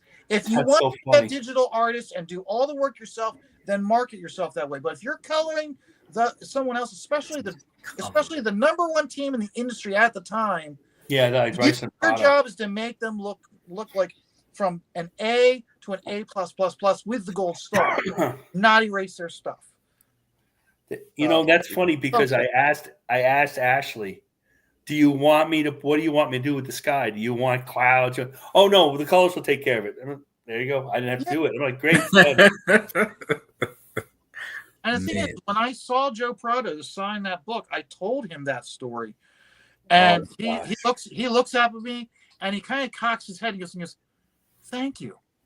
Thank you for acknowledging all that work I put in with the color got rid of. I mean, he was very gracious. Let's put it this way. He was very professional and not really say anything negative about the colors, but you could tell by the way he was like, oh my God, you recognize how much work I raised. Logic has another interesting question. He says, do we like to have characters to care about what happens? Some characters are pure evil, but we care what happens. That story absolutely required you to like characters. I will say, like, Dr. Doom, up until modern times, was purely evil. Like, I keep coming back to Mark Waid's Irredeemable story where he seduced his old girlfriend,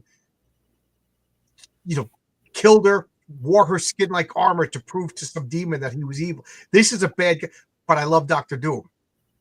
Right. And I think I see it. I've been seeing a lot lately, like a lot of oh, you like a bad character, so there must be something wrong with you, or you wrote a character that did something bad, so guys, evil characters have to be evil, otherwise the good guys aren't good. You know what I mean? Like, if Patriarch just goes around stops jaywalkers, he's not a good superhero. You know what I mean? Nice guy, but so I do think you have to like the characters. It's okay to like bad characters. I mean, we all like Darth Vader.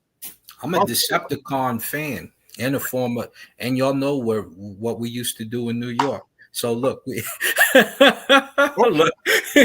zoomed in. Look. Well, take a look. It's what I like. I like the Decepticons. I like Kingpin. Lex Luthor sometimes does an appealing situation to make the best come out of Superman. This is why we hang on to these characters, because when Heath Ledger is the Joker, if you don't like bad characters so much, why did you favor his acting so much? Why did you cling to Heath Ledger so much? It's okay to like bad characters. And if we have bad guys that, that we don't like I'm trying to think, like, there's some bad guys that are just so bad you just love to hate them. Well, my You think know, they go a little too far. I think some of the Joker stuff they did's a little too far. I hate the Joker anyway, so well, hold on. Look at it this way. When did superheroes first become popular? It was World War II. yeah, okay. What were they fighting? They were fighting Hitler. Was there anything redeemable about Hitler? To this day, regardless of people that love to rewrite history, no, there is nothing redeemable. That's why Well, I like some of Hitler's early paintings. Now, what comes on the History Channel on a regular basis? World War II. Hello. Hitler's documented. Hitler, what was in Hitler's diary? What made him? And this is what happens. What did they do with Jeffrey Dahmer? Oh yeah, that's all over it's like the true crime shows, you know. They tried to make them People all compelling. trying to figure out why. Yes. But I guess my thing was whereas like you take a look at like World War II when comic books first became really big. I thought Hitler created Cyberfrog. Then, well, no, take a look at no, but you take a look at G.I. Joe. Okay, who's the main bad guy? Cobra Commander. And Destro was the coolest. Yes, but you really look at it. Okay, Larry Hama is smart. There's nothing. He always makes certain there's really nothing redeemable about Cobra Commander At all. and that's what reason why he is. And regardless of what people might say, like, oh, he's one dimensional, he's only two dimensional. It's like that's all you need. You don't need to know why he has to be redeemable. I mean, here's my big thing. What, regardless of how good the remake of Battlestar was, why did it suck? Because they had to make Baldar, they had to make Gaius Baldar sympathetic. And, oh, you have to have sympathy for him. He's not really that bad. It's like, no, you need to have an irredeemable character as your bad guy. That is what makes your superheroes and your quest for good so valid. And I don't care for how they always like, oh, we need to understand that he's not a bad guy. He's just misunderstood. No. The bad guy. I want to see him thrown into the wood chipper. I want to get to this comment about Darth Vader. Is Darth Vader so loved because he gets redeemed at the end or because he's evil? I'm going to say we like Darth Vader because he was a cool-looking, cool bad guy. Because cool-looking, going back to the original movie, when I first saw Star Wars and Darth Vader came out and choked that guy, Darth Vader wasn't redeemed for another 10 years, and we freaking loved Vader. Mm-hmm. He was on lunchboxes. We loved Darth Vader. Kids loved Darth Vader. We didn't know he was going to get redeemed. And you know what? I'm going to say something controversial. I don't care that Vader was redeemed. The fact that his son forgives him, who the F are you to forgive this guy who committed genocide? And just, if Hitler's son forgave Hitler, Hitler was redeemed. You know what I mean? Vader was irredeemable, but he was a great villain with a great look, and we loved to like him, even though he was an irredeemable thing. What's that? To your point, we all cheer on the Punisher, who is a serial killer, right? Taking the law into his own hands. Remember when he's going, I think he's first going to get Nikki Badaducci, or is that his Nikki Batelli or something? Kill the guy from the Partridge Family? That Nikki Bonaducci or something like that. So he's after this mobster. The way he starts the beef with them is he goes into the oldest mobsters, like 100 years old, and he walks in and shoots him in the head. And they're like, you just killed this old man, you this, that, the other. He walks outside. He's already got his machine gun set up. So Batman, come see Punisher prep time. And as the mob walks out to try to get him, he guns down like 100 people.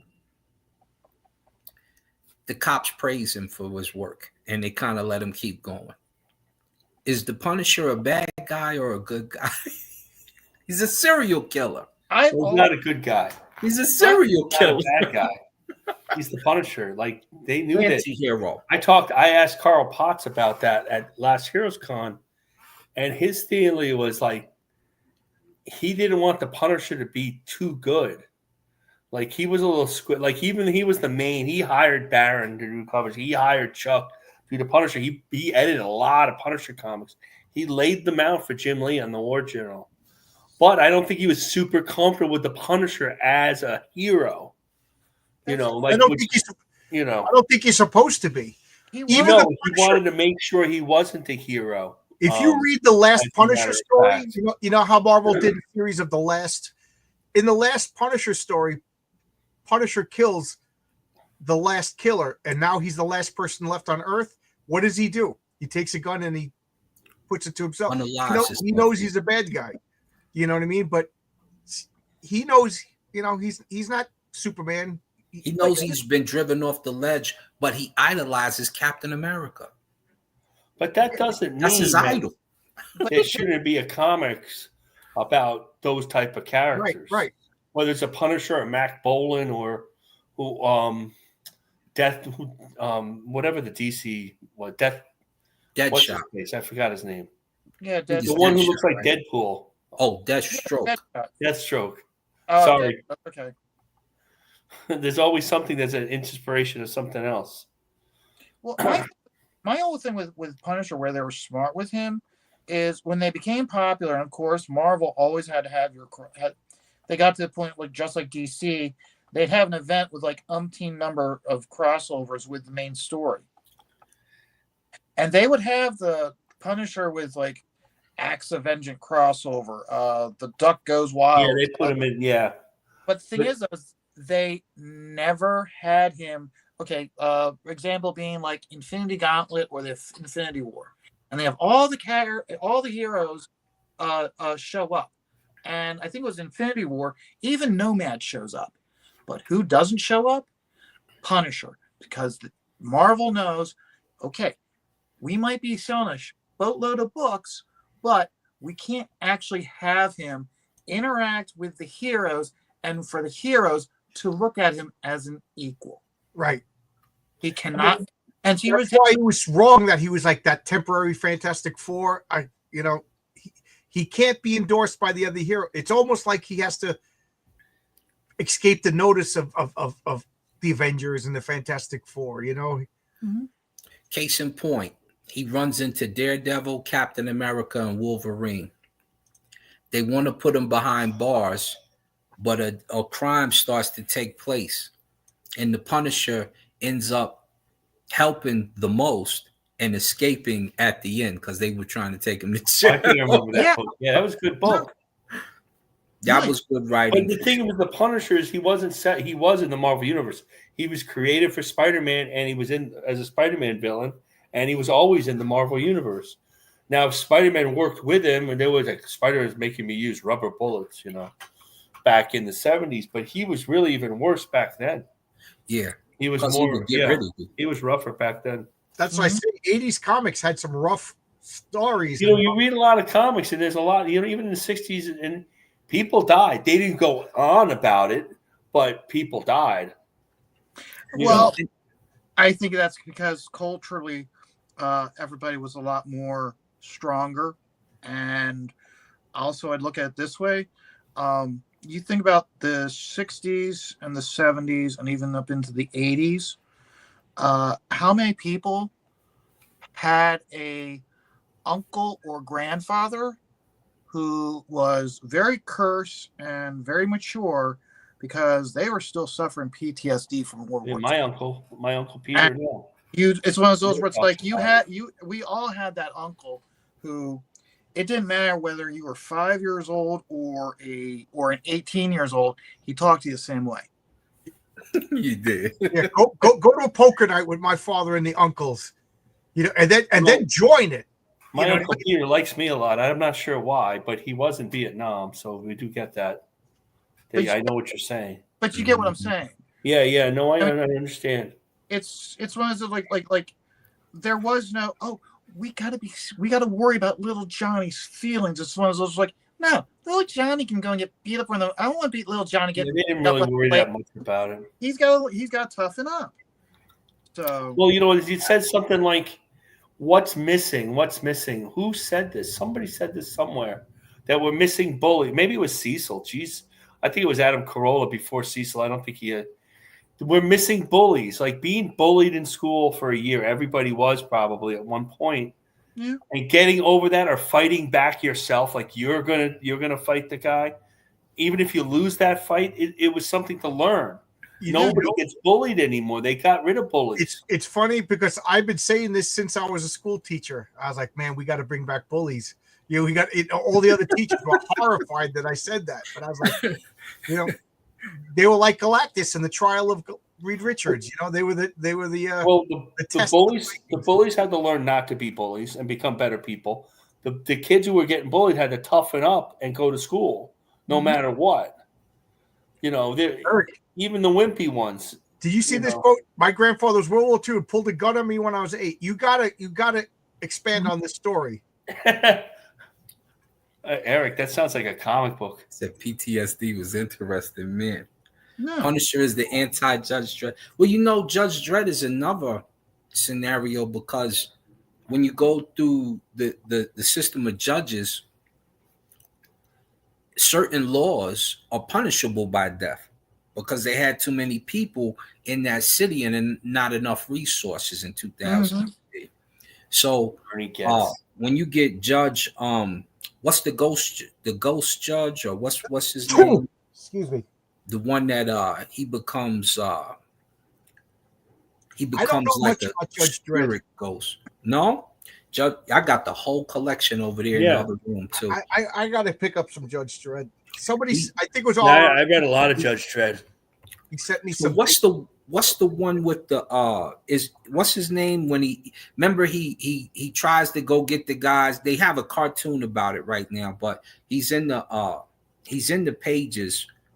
And he infects the girl, and then they keep the girl in like a cryogenic chamber that they end up putting in the Sylvester Stallone movie. It's Ghost Judge or something like that, or Judge Death.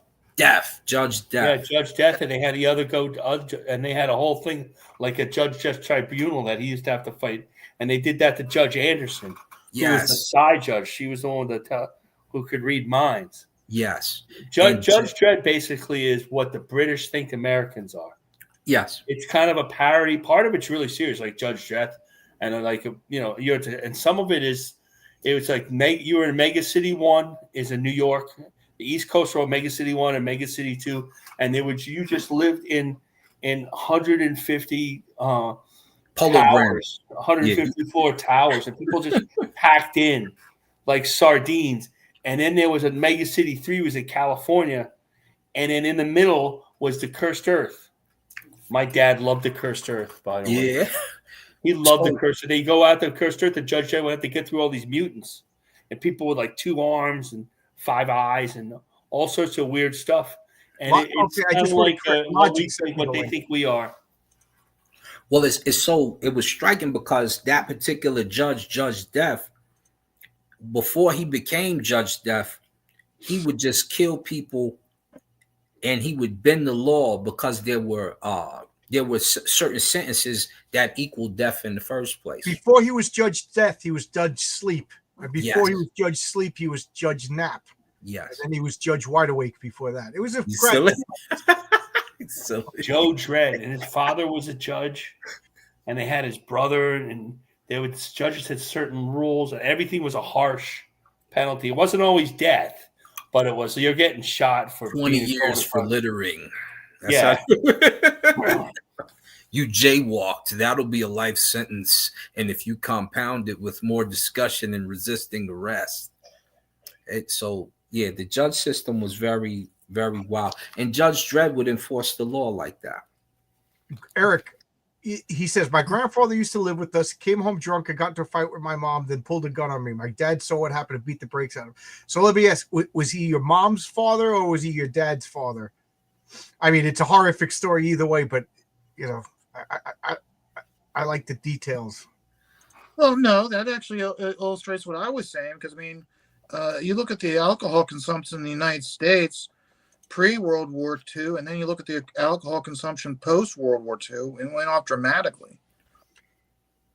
It was your dad's father? Oh, man. That's horrific that a son had to beat up his own dad. Yeah, that's bad. I had a friend that, I mentioned his name earlier in the last video, that I used to go to CBGB's with all the time, and I think he was like 26 years old, and his father was getting dressed to go out. He's like, "Wait, where you going?" And the father stopped for a minute. And he goes, "I'm going to visit your grandfather." And Jimmy's like, "Grandfather? He's dead. You told me he's dead." He goes, "No, he's not dead. Why don't you come with me?" So Jimmy got in the car. They drove up to prison, and Jimmy found out that his own grandfather killed Jimmy's grandmother. So he killed his wife, in a drunken fit. And then Jimmy's dad had to, at 19 years old, take all his brothers and sisters, 5 of them. And he got a job as a police officer in New York at 20, and because he had to raise his brothers and sisters. And Jimmy's older sister, she used to go, "Good night, Mommy. Good night, Daddy." No, she used to go like, "Good night, Uncle Vaughn. Good night, Uncle Marcus. Good night, Uncle Adrian. Good night, Uncle Daddy. Good night, Aunt Mommy," because she didn't know the difference, and they thought it was cute, but it's kind of sad. But Jimmy never knew all this, because by the time he was born, they had the house, and but they just told him. So there you go. That's like. But the thing is, Jimmy's dad was a cop, and one day Jimmy's mom comes home, and Jimmy's dad's sitting there with the gun in his hand, and he just starts talking about depression and everything like that. And she was like, "Let's go." She goes, "You're not shooting me the way your father shot your mother." Found out he had a thyroid problem, and he got diagnosed, put on medicine. He said the next day he was like back to his normal, nicest guy in the world. So that Jimmy got pre-screened, and it turns out he has the same thyroid, but he never showed any. So they're wondering, did Jimmy's grandfather, his thyroid go off? Maybe he drank to overcompensate,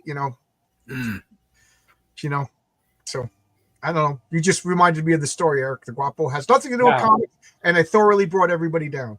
Yeah. Let's see. Well, I'm reading about Don Heck.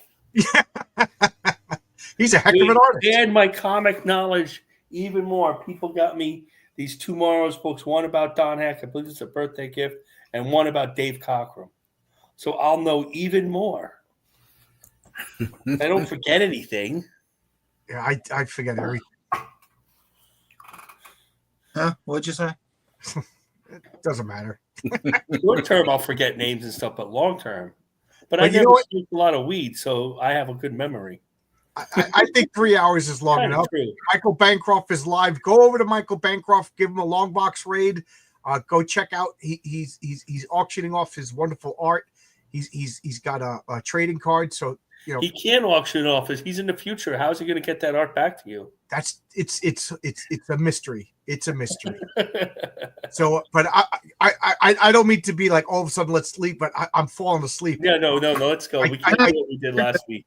That messed up my whole weekend. Yeah. Yes. Yeah. You were on the studio like sleep. So Saturday I'm going to do Sunday comics. I still haven't picked a comic. Oh, Bancroft stream ended. Is there anybody live right now that we could read? Anybody? Let me see. Is Red Valkyrie still streaming? Oh my god! I don't have to sub. I haven't subbed to Red Valkyrie. The comic book pull down is on. We got Iron Oxide and we have Master Swag. Who do we want to raid? Devil Flyers is doing something. Film Junkie. Rex is streaming. Who's Rex? Oh, Devil Rex. Flyer Momentum. Oh, okay. How about? Okay, I'm gonna put this in the Iron Oxide. How do I spell this? BTM Reviews is streaming. How do I get this? Let's Draw, the Story Grub Club. 32 Flavors of Nick Weiser. Clobby's Comic Shop, extra 29. I have no idea. So here, how about this? Let's all raid Iron Oxide. He's on YouTube right now. He's only got 12. He's got more people on his panel than he's got people watching. So let's go raid him, and then I'm going to bed, guys. The spirit is willing, but the flesh is weak. Get a lot, Sean. And what's on Sunday Comics? So I don't know what I'm going to do on Sunday Comics yet. but I might as well tell you next week. What do I have? Okay. I got nothing. Wow, I got nothing planned for next week. So next week I have a comic book team up that's with RJ and it's on my channel. So I got to find a guest. And then Friday I'm doing It's Clobbering Time at 8:30, and at 7:00 I want to do a Pitch Black. But other than that, I got nothing. Wow, I got a bunch of stuff in February, but I got nothing next week. So I'll put out a call. Monumental Comics. Maybe you want to be my guest for a Wednesday's comic book team up with RJ from the Fourth Age. Wednesday night. What time? 8:30 Eastern Standard Time. I think I get off. I think I'll be off work in time. I will just if you can, just give me Pencil me. Until I'm here, yeah, absolutely, yeah. It's not until you confirm. It's not confirmed. Yes, sir. Okay. And then next Friday we're doing Conan versus Tarzan. That should be all right. That sounds good. But let's go raid Iron Oxide. So Okay. Good night, everybody. There it is. I'm Good gonna night, hit the everybody. end. Thank you very much. All right, see you guys. Bye. Bye-bye. Take it easy.